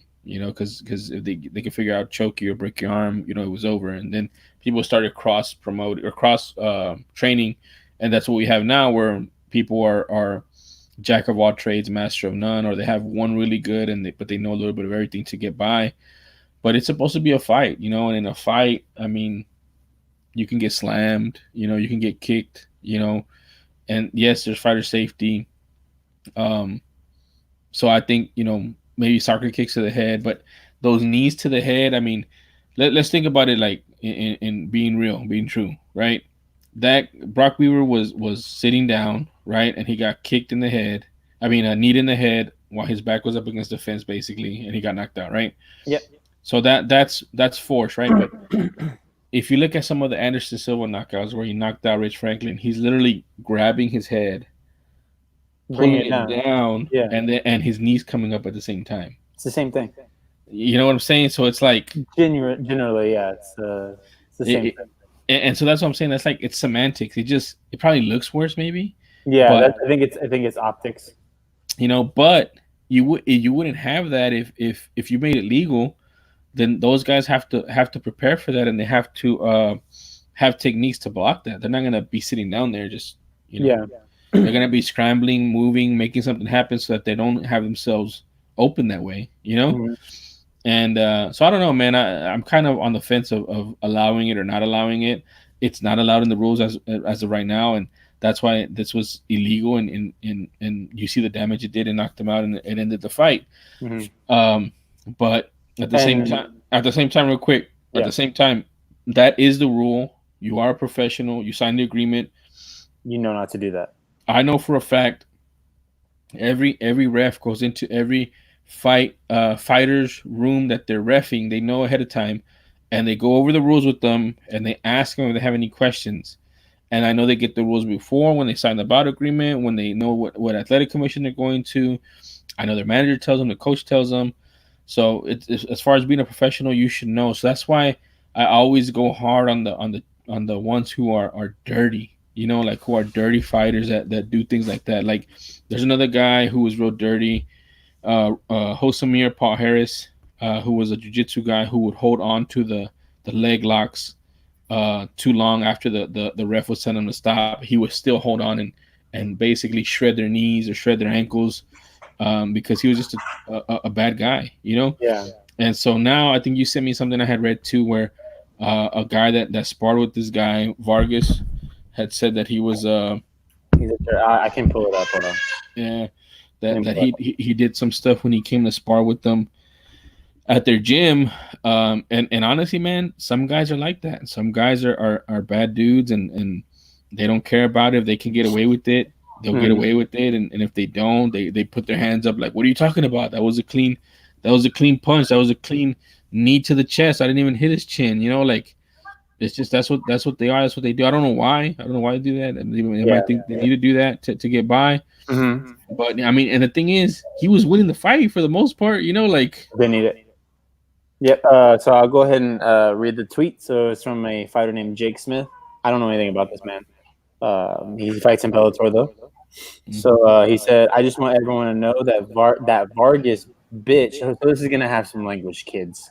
Uh, said that Vargas bitch who illegally need Brock Weaver is a dirty motherfucker. He came to a American Top Team for rounds, and this motherfucker was grinding his chin in my eyes, trying to headbutt me and shit.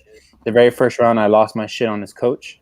Had my coach translate to that motherfucker, if he was there to fight, then fuck it, we can fight. Next 2 rounds, that cheap ass hoe and I went at it. Never came back to spar. Said fuck Rodrigo Vargas. He's a dirty fighter, and I'm glad he got DQ'd. Punk ass bitch. And then he plugged his podcast. So I mean, if you had a chance to plug. All right, well, I'm gonna put something down there, man. He came to my garage and he slapped me, and I slapped him back. And then listen to Armbars Suplexes on Tuesday. Absolutely. No, I mean, I deal with the consequences of that.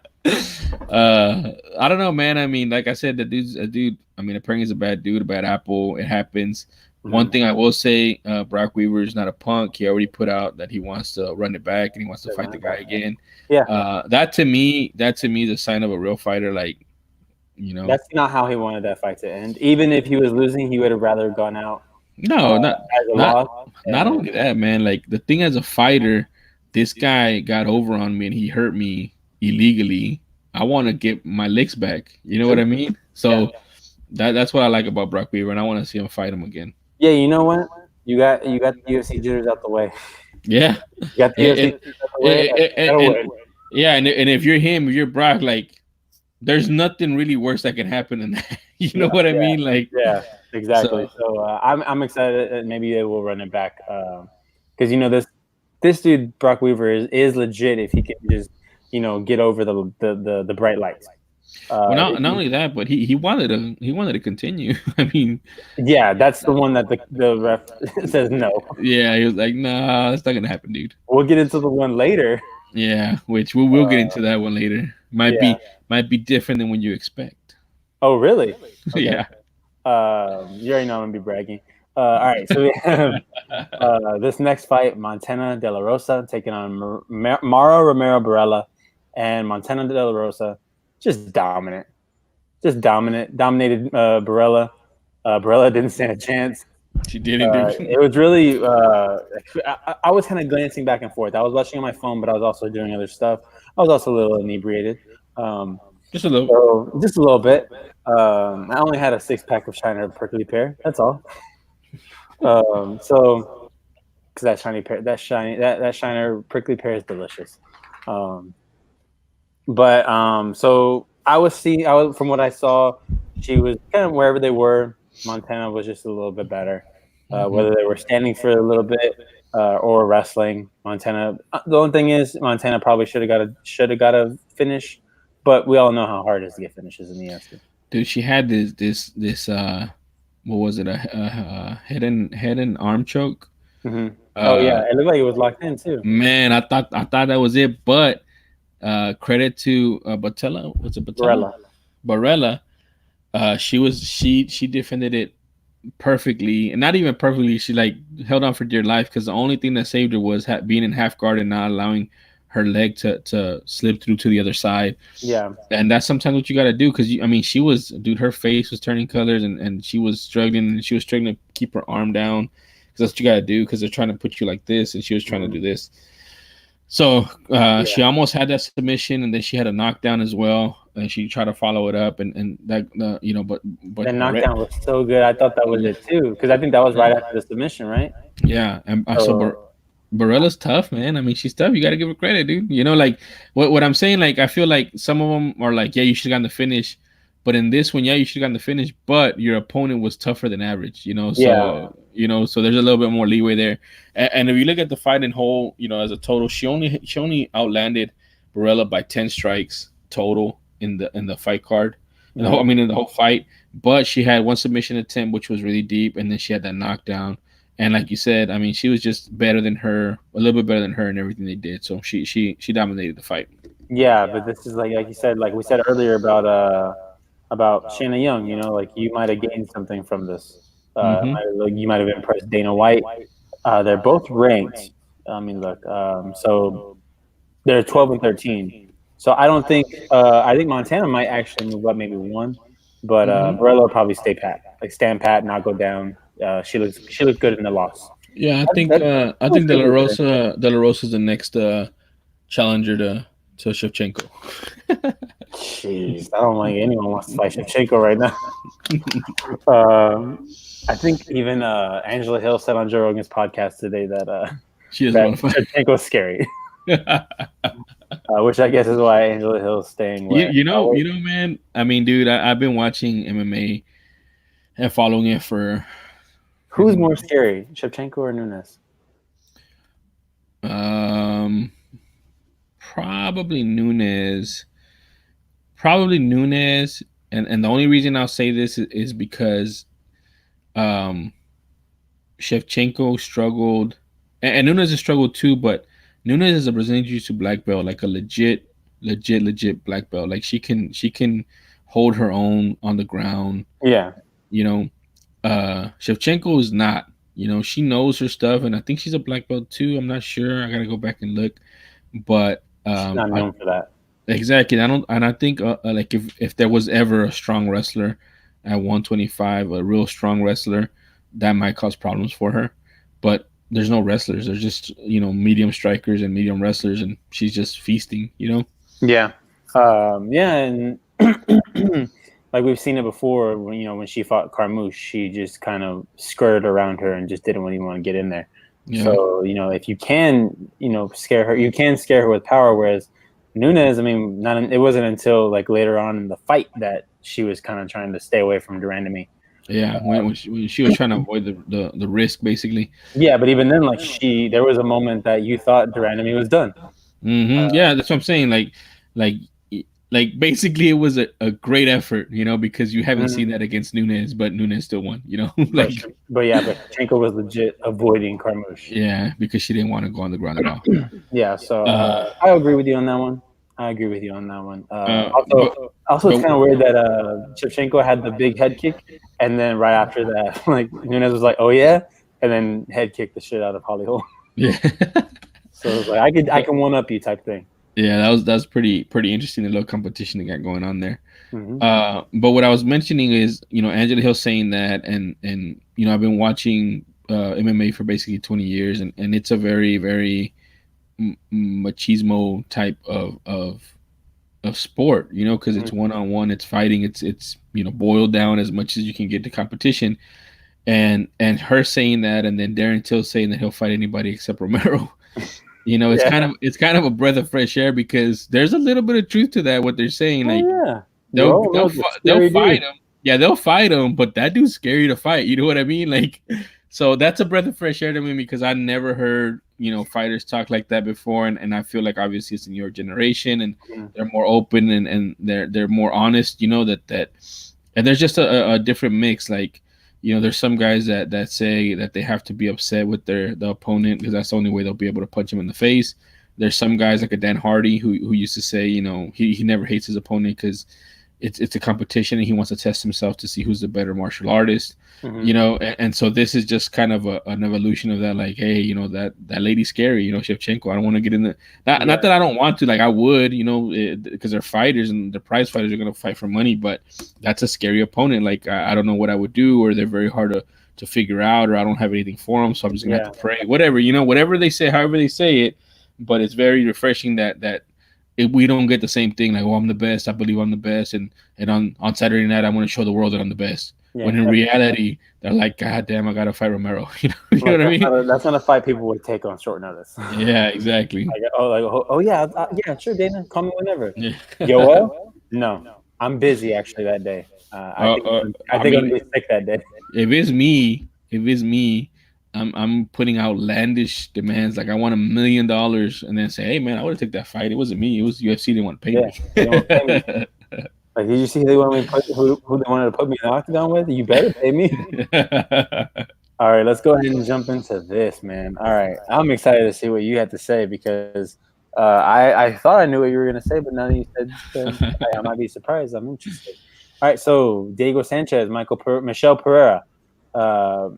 As we know, Pereira, exciting debut. Exciting debut. Lackadaisical effort in that last one. Or maybe a little bit too much effort, actually. Too much effort, but not on the thing that he should have been putting effort in. The theatrics in his last fight caused him to gas out in the first round, and then basically get dominated for the last 2 rounds against a guy who was smaller than him. Yeah. So this fight, I was very, very skeptical with Pereira. I even told you, I was like, man, I don't know why. I'm gonna go ahead and pick Sanchez, because I had that bad taste in my mouth. Like, I didn't have a good taste in my mouth from Diego Sanchez, but I had a horrible taste in my mouth from Pereira. And what did I say about Sanchez? That he was too old. Too old. He's probably undersized, past his prime. He was. I mean, he was, man. And I think Diego Sanchez is one of those guys that would have benefited from 160 or 165 pound division, because he's too big for 155. Yeah, like when he made 155 and he fought BJ Penn, he was so drained and he just didn't look like himself. And then at 170, he's undersized, man, which sucks. Because he has a great heart and he has a good wrestling background, and back in the day, his wrestling kind of took over and helped him out tremendously. But now he's just undersized for these bigger guys. I mean, Pereira looked like he was a fucking 205 pounder, man. I mean, he looked huge in there, man. First of all, I think he can make 205 pounds if he wanted to. Yeah. Well, I mean, one day we're gonna see him fight at 205, and we're gonna be like, how the hell did that dude make 170? Just like Rumble Johnson, dude. Rumble's at 205, and how did he make 170? And the thing is, Rumble Johnson skipped 185. He never fought at 185. He went straight from 170 to 205. Actually, I think Pereira will eventually go to 185. I think he should. I mean, he's a pretty big dude, man. Yeah, so I might help him. But I guess to get to the fight, man, a couple things on the fight. One, I mean, Diego didn't gas out. Huh? Pereira didn't gas out. Pereira didn't gas out, but he also wasn't putting a lot of effort in either. He was just following Diego Sanchez. Diego Sanchez was trying to stay alive. He was trying to survive. He was. You want to know what it was? Dana gave him a stern talking to. Say, hey, man. You better not gas out. Yeah, if you gas out, you don't need to lose one more. You might be going. Yeah. So he went in there. He was dancing coming out, but he wasn't doing his crazy stuff. I think he did like one weird like backflip. Whoa, dude! Diego Sanchez opening the fight with the front flip kick. Yeah, that was crazy. And even the commentators were like, "What are you doing?" I was like, man, classic Diego, man. Stay classy, man. Like never change Diego Sanchez. And that's the thing about Diego Sanchez, man. I mean, he's been weird his whole life. He has all these memes of him saying yes and breathing techniques, and he's sought out different It's gu- anti-aging thing. gurus, masters, Yeah. disciplines. And this latest one, this late fight like a shadow. I mean, what the hell does that mean? Like, I mean, I mean, seriously, like, and the thing is, man, is I feel bad. I feel bad for Diego because I feel like he does have head trauma, head injuries because he's been in the game so long. He's 38 years old. He has a ton of wars, man. I mean, You showed me the Clay Guida and Diego Sanchez fight, and okay, holy shit, dude! okay. You can as easy as that one. You can go look up him and Gilbert Melendez. That was here in Houston a few years ago. That one was a fucking scrap. He has a ton of them, dude. He has a ton of them. That pretty much honestly, man. I hate to say it, probably damaged his brain. And as weird as he already was, it just furthers his weirdness, which is why he has that whack ass coach, and it sucks, and it was, what else was sad too, and I was like, man, fucking UFC, man. They had what's his name, Jackson. Was it Jackson doing the commentary as a third judge or something like that to say what he was looking at or something like that? Probably. And he was just saying, like he was sad. He was sad talking about Diego. This is not what Diego does.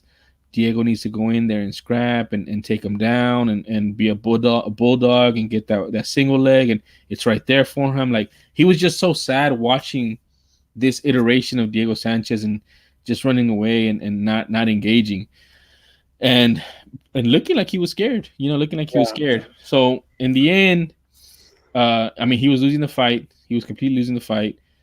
Ferreira lands that knee, that knee, which Ferreira has now put on Instagram that landed on the chest and not the head or something. I don't know how he has a still when it looks like it landed on the chest and not the head. Then how is he cut?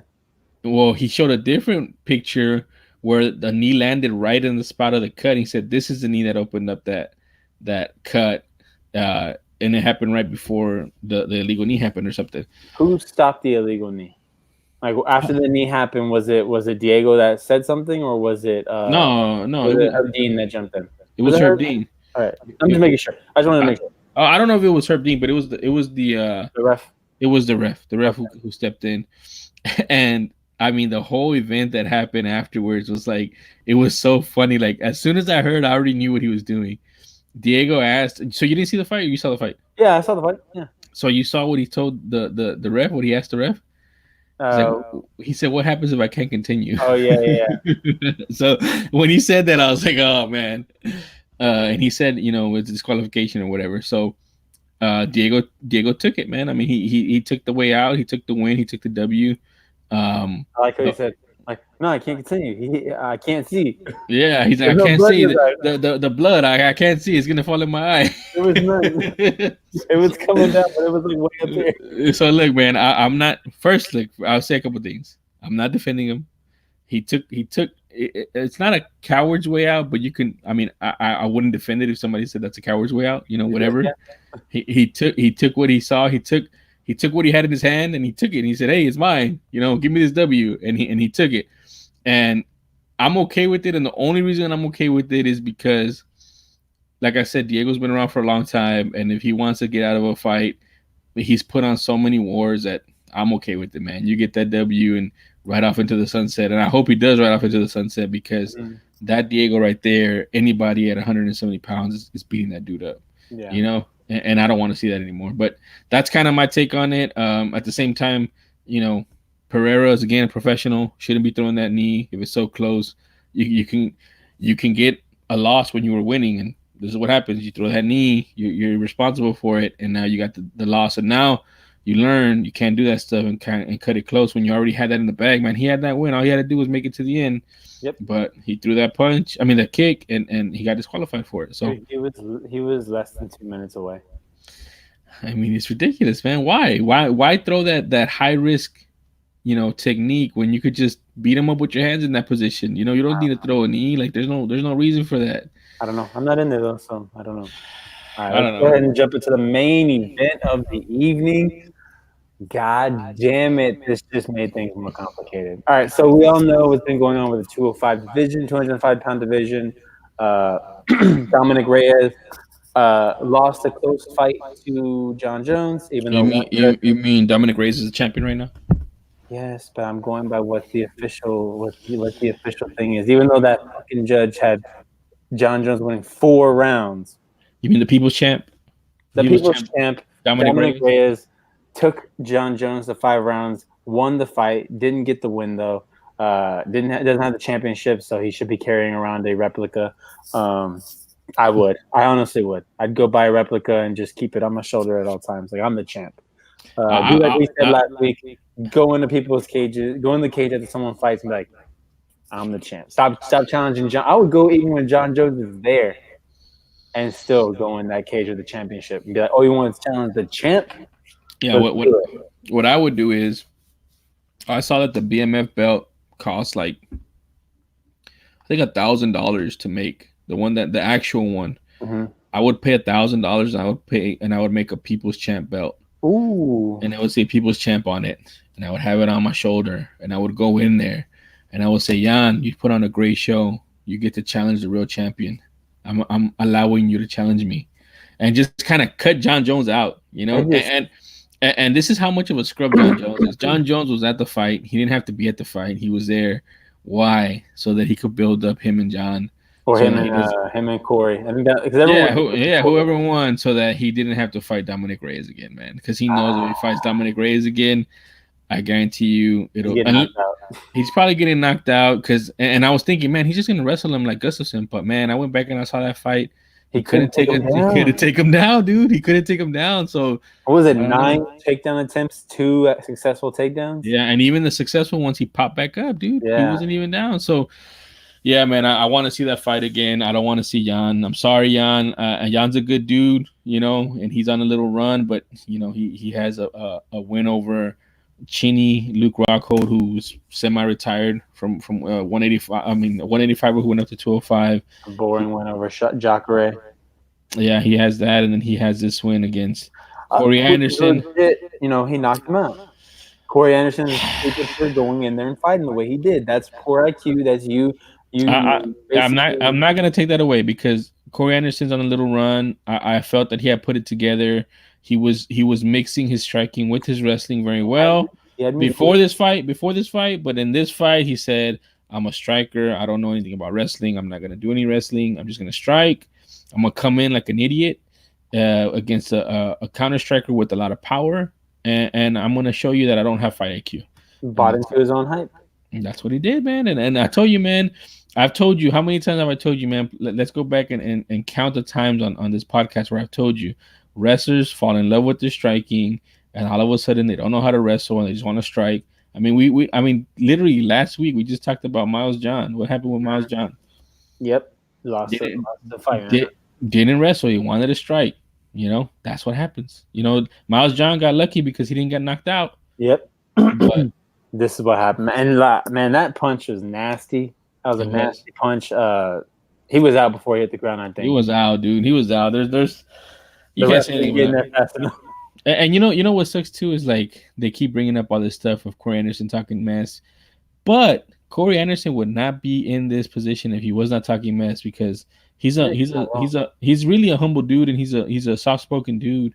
And that's why he wasn't really getting out of fights, and he was inconsistent, and that's what I thought. That's what I was saying, that he finally put things together, and I wanted to see him succeed. I think he was an Ultimate Fighter as well, and he's come a long way.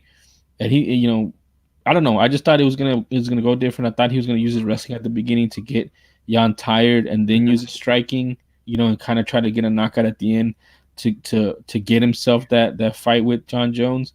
And if that would have happened, I probably would have been okay with it. Like, okay, well, Reyes will be there in the end anyways, you know. But the way it happened and the way he didn't, you know, execute a decent game plan, it just leaves a bad taste in my mouth. And I don't want to see Jones versus Jan. I don't. Yeah.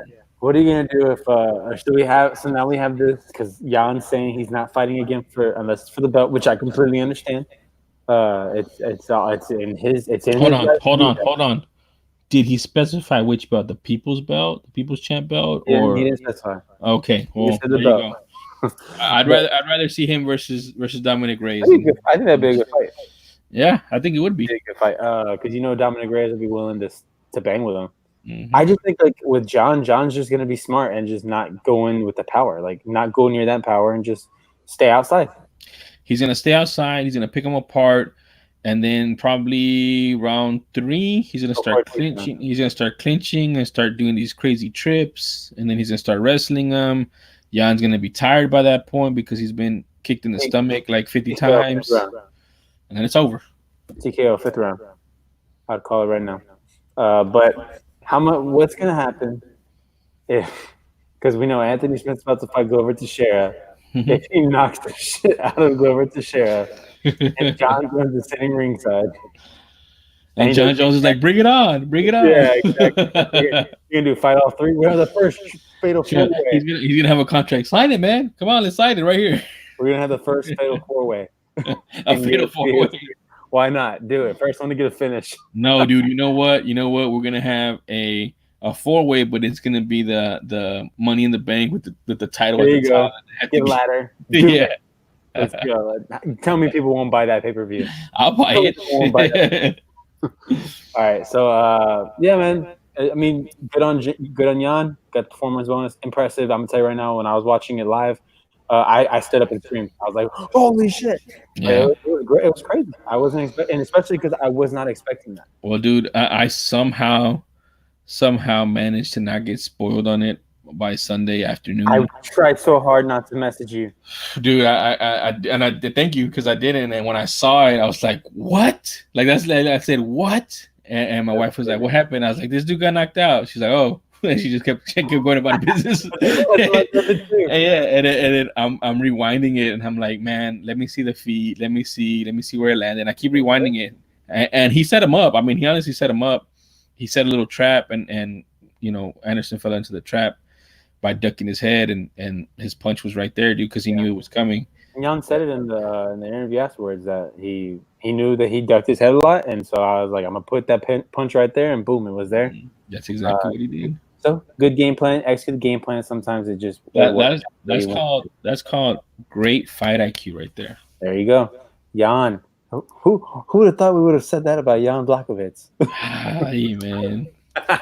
This is. I'm not gonna lie. I'm gonna give credit where it's due, and that's to the matchmakers. They've carefully construed Jan to become a contender by giving him these little. They're not easy fights. I'm not gonna say they're easy fights, but they're an easier path than others have had to go through. You know what I mean? If you think about it, yeah. Like he didn't have to fight Anthony Smith. He didn't have to fight. Who else was there? He didn't have to fight Gustafsson. Like to get to his path, he knocked out Rockhold, beautifully knocked out Rockhold. In Rockhold's first fight at 205. Yeah, unfortunately got exposed by Souza, but got the win. Mm-hmm. So you can say grind out a dirty win. It's like whenever you see a dirty basketball game, like you just grind out that win, or a 6-3 football game. It wasn't pretty, but you got it done. So same thing. And then with Anderson, got the highlight win when everyone was not expecting you to do that. Because I think after Rockhold, after he knocked out Rockhold, he fooled me. I was saying, "Oh man, this guy might beat something." And the fight against Souza brought me back down. The fight against with Anderson's big win on Walker, because I wasn't expecting that. I was like, "Damn, I think I got Anderson in this fight," and then got knocked out. Well, look, check it out, dude. Jan is 36. 36 years old. He's actually going to be 37 in a couple days. Before he fights John Jones. Yeah, so yeah, exactly. So he lost to Thiago Santos by knockout, and it was ugly. Before that, he beat a bunch of people. He beat a bunch of decent people. Nikita Krylov, Jimmy Manuwa, Jared Cannonier, Devin Clark. And he has losses to Patrick Cummins, who's now retired, Alexander Gustafsson, who's now retired. He lost to Corey Anderson before, and he lost to Jimmy Manuwa before. So he's had a really up and down type of career. Yeah, man. And the thing is, his whole thing too is he's getting rematches. So he lost to Manuwa and Corey Anderson back to back.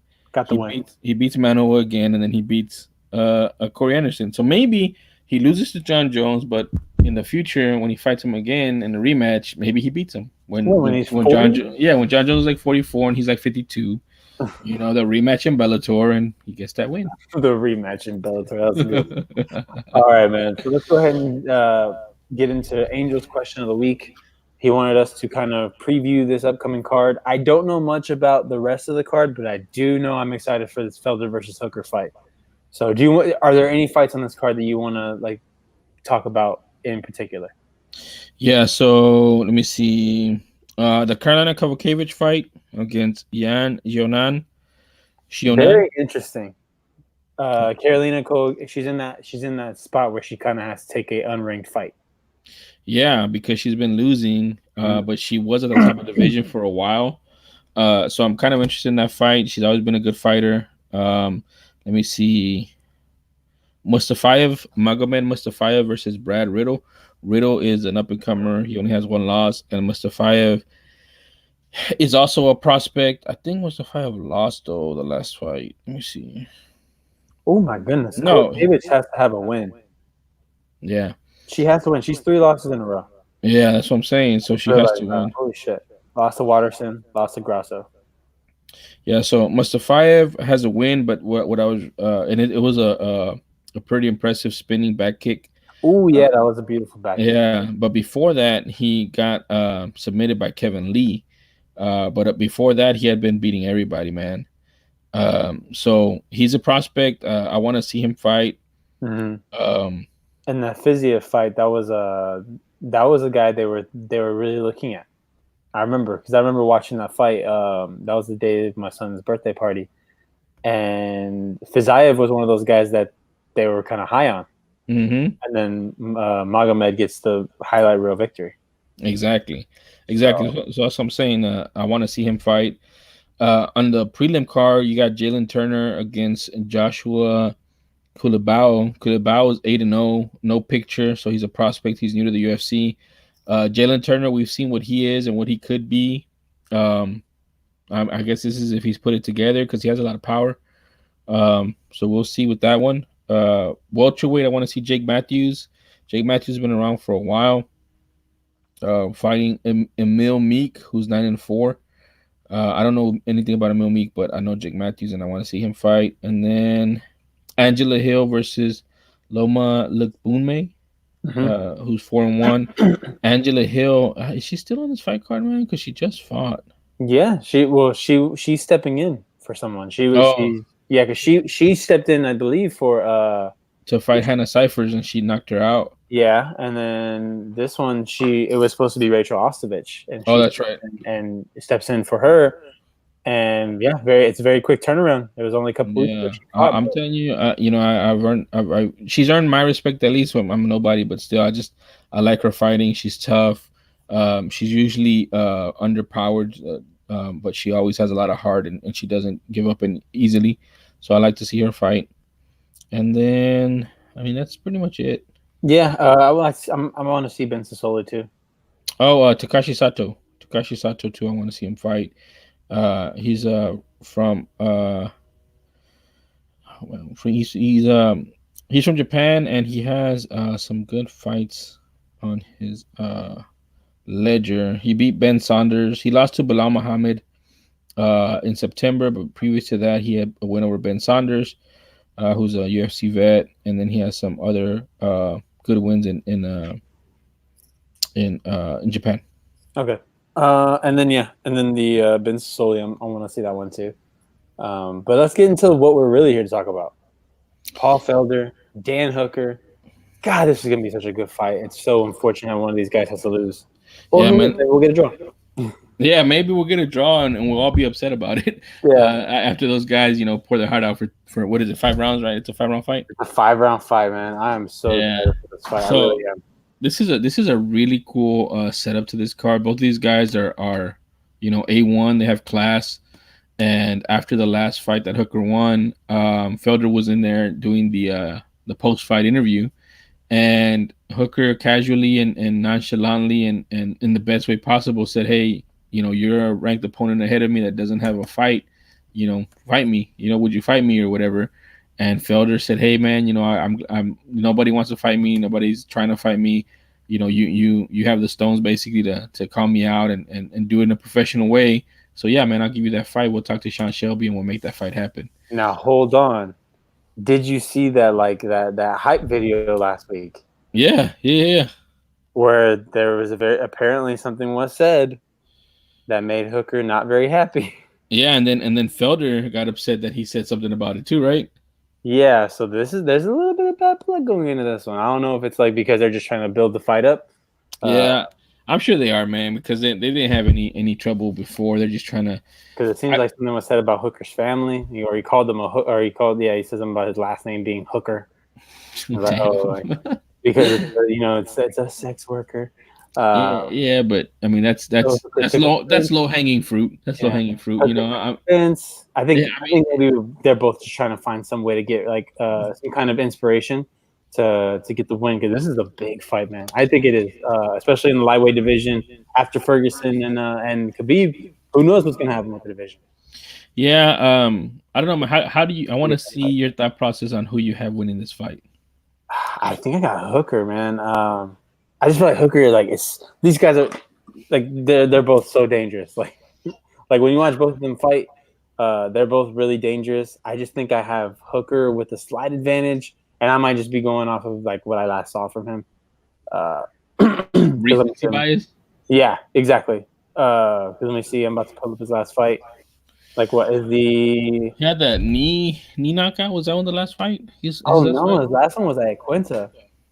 Oh yeah. But I'm thinking of the James Vick one. That's what I'm thinking of. Is the knockout that he had on Vick. So he's got 2 wins in a row. Vick and Iaquinta. He lost to Barbosa, and who just beat Barbosa? And Felder just beat Barbosa. He lost. He beat Gilbert Burns, Jim Miller. I mean, if I'm being honest with you, man, I don't see a lot of killers on his win list. No. Felder has the win against Barbosa, also against Vick, but then he has a loss against Perry. Yeah, but Perry was at 170 pounds, or what was it? It was last minute. Oh, well, I don't know that. Let me see. Well, I don't know. Let me see. I'm just trying to look at it right now. Yeah, it was at 100. It was at 170 pounds last minute against Perry. Okay. And that was because again nobody wants to fight him, and he just took a fight. And it was last minute, so he basically saved that card, I think, if I'm not mistaken. All right. Well, so you're gonna. I'm assuming you're going Felder because you're trying so hard to convince me. I'm not trying to convince you. I'm just like I'm talking out loud as I look at his like I like Quinta. We know that he was overrated, and he was riding that Khabib last minute fight for a while. James Vick has been very chinny. Let me give you his last fight so you can see how chinny he's been. Didn't he just get knocked out? Yeah, he's been chinny, dude. He knocked out by Nico Price to an up kick. Nico Price is the up kick.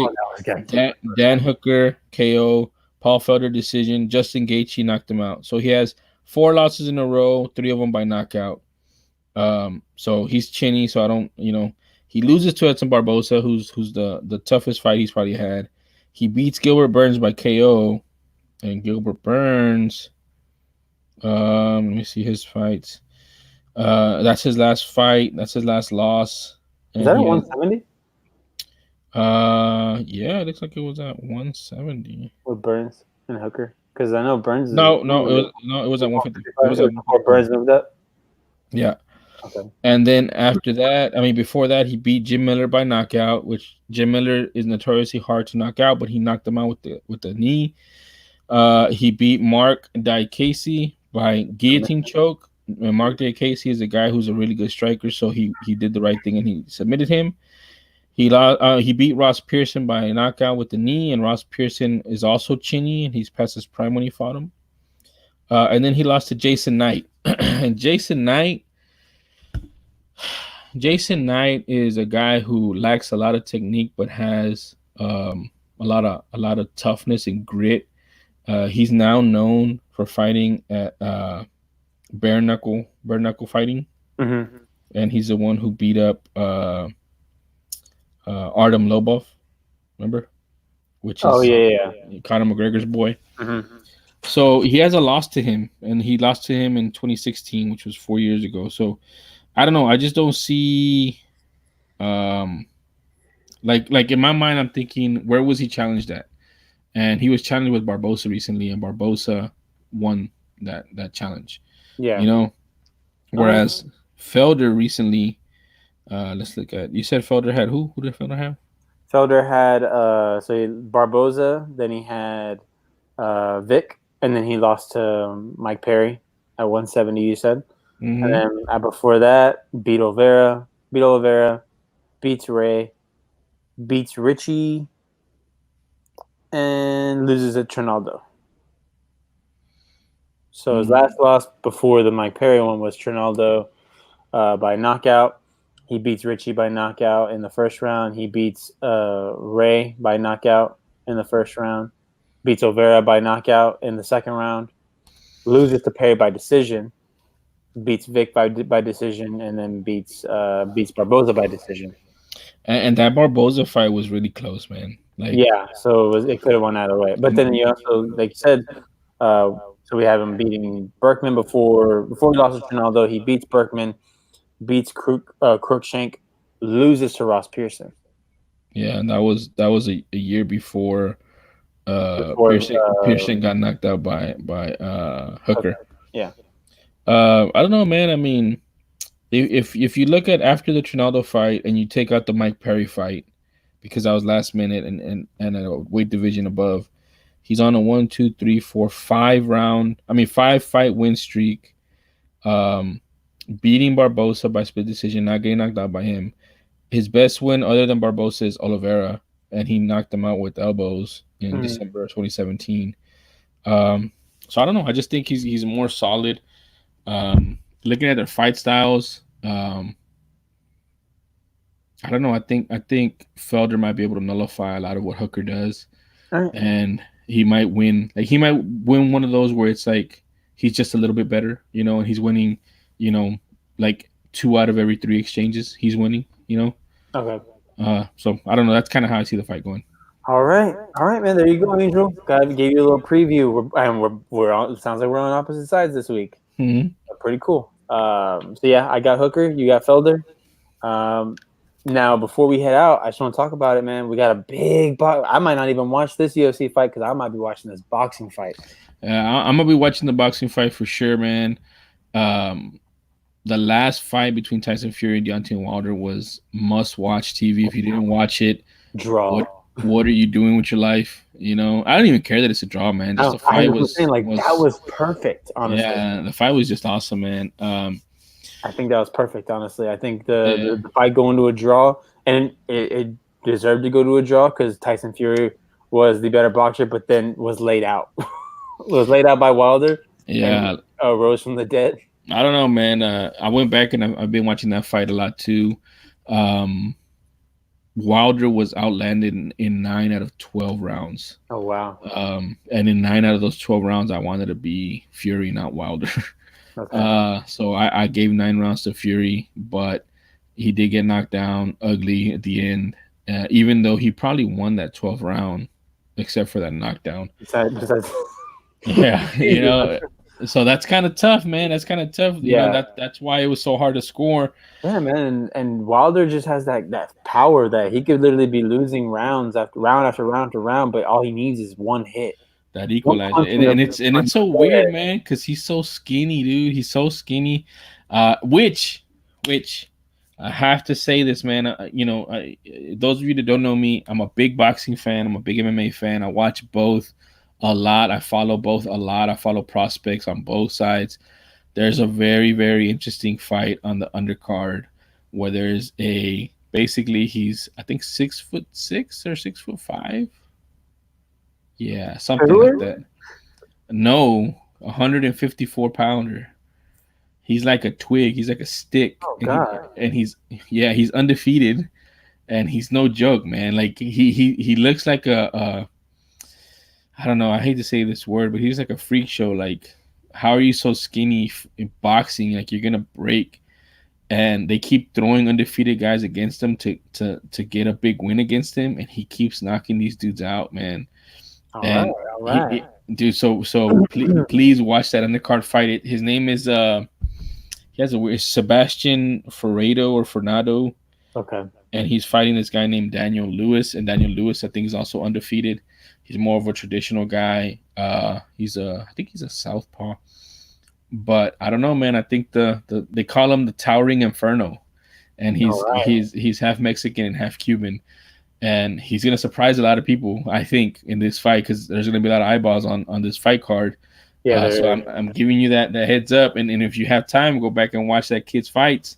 He's young. I think he's like 21, 22, somewhere around there, maybe 23, somewhere around there. Undefeated, obviously awkward, gangly, and he fights completely different than what you think. You think he's gonna be tall and fight on the outside and jab, and this guy fights in a phone booth. He's like real close to him. He wants to be close to him, and he gets the better of him. It's All crazy, right, dude. let's check it out, and maybe I'm gonna see if because I'm gonna be at my dad's with my little brother, and we'll see. Maybe I can convince him to watch the boxing fight. Yeah, I think I'm gonna watch the boxing fight. I'm gonna turn on my phone. I'm gonna try to stay up late and watch the UFC replay so I don't get spoiled on it. I might try and do that too, because now that I know that I have to sleep a long time on Sunday.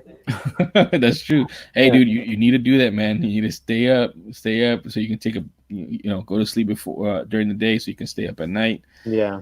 Also, real quick, before we go, because I think we're about to go, right? Yep. This podcast will now be on podcast probably tomorrow. I'm gonna do my best to get it out tomorrow on SoundCloud, iTunes, wherever you find your podcasts. It just took us a while to figure it out, but now we have it figured out. So we will be on there, and we are starting to get our fan base back. So hopefully some of that will transition to here, and some of here will transition to there. And either way, you guys can listen to us. So we're very excited about it. Yes, so this is for the video people. Make sure that you can, if even if you watch this entire thing here on YouTube, make sure you go into the podcast format, whether it be SoundCloud. I believe it's going to be on Apple Podcasts as well. Mhm. Go there, like it, uh, rate it, and comment on it. Let people know that this is a good this is where you should be listening and getting your MMA and your combat sports talk from. So do that on if you're watching this on the video, and if you're on the podcast, if you're listening to it on podcast form, if you can try to come in every two. Well, now the days might change, so we'll keep you updated. But catch us live when you can, man. Join the conversation. We like to talk to people that are there live. And have conversations. We answer your questions because it's so little people. So we are at the moment. So we're trying to grow. We're trying to get more people in here and have more conversation in the comments. I wanted to get to a point where the conversation is going on in the comments or in the live chat where we're not even looking at it at the moment because they're in there constantly talking and having a conversation. Having keeping the dialogue going. So that's my goal. That's my ultimate goal is where the live chat continues without us even noticing. Yeah, and also that's ways to support us is subscribing on Apple or wherever you listen to it, subscribing on YouTube, liking on YouTube. Also, our Patreon. We have a Patreon page. Yes. We have 3 levels of support, which is a $1 tier, which is it's a shout out, I believe, right? That's the Patreon. You get the Patreon feed. The Patreon feed, yep, you get the Patreon feed. The $2 is the shout out. And then the $5 one is where you get to ask us a question and we'll answer it. And I hope you guys see that we've been answering Angel. Angel is our only $5 supporter at this time, but we want to get more in there so that we can create one whole podcast just based on your questions. Absolutely. So get in there. So don't stop letting Angel get all the questions every week. Y'all need to try and get some questions in. So yeah, join the Patreon, guys. It will help us so much, guys. It really would. Help us to get some mics and some cameras and some headphones and get us live, get us in person where we're not talking over a computer, where we can actually be live and in person. So get there. Also, it'll put some money into our beer fund. That'd be nice. That would be nice. Because I haven't had a beer on a podcast in a while, and I'm kind of missing it. So, guys, get to the Patreon to help us. Anything helps, even if it's the $1. It really does help. So please go there, help us out. But until then, we'll see you guys next week. We love y'all. AMF. We will see you guys next week.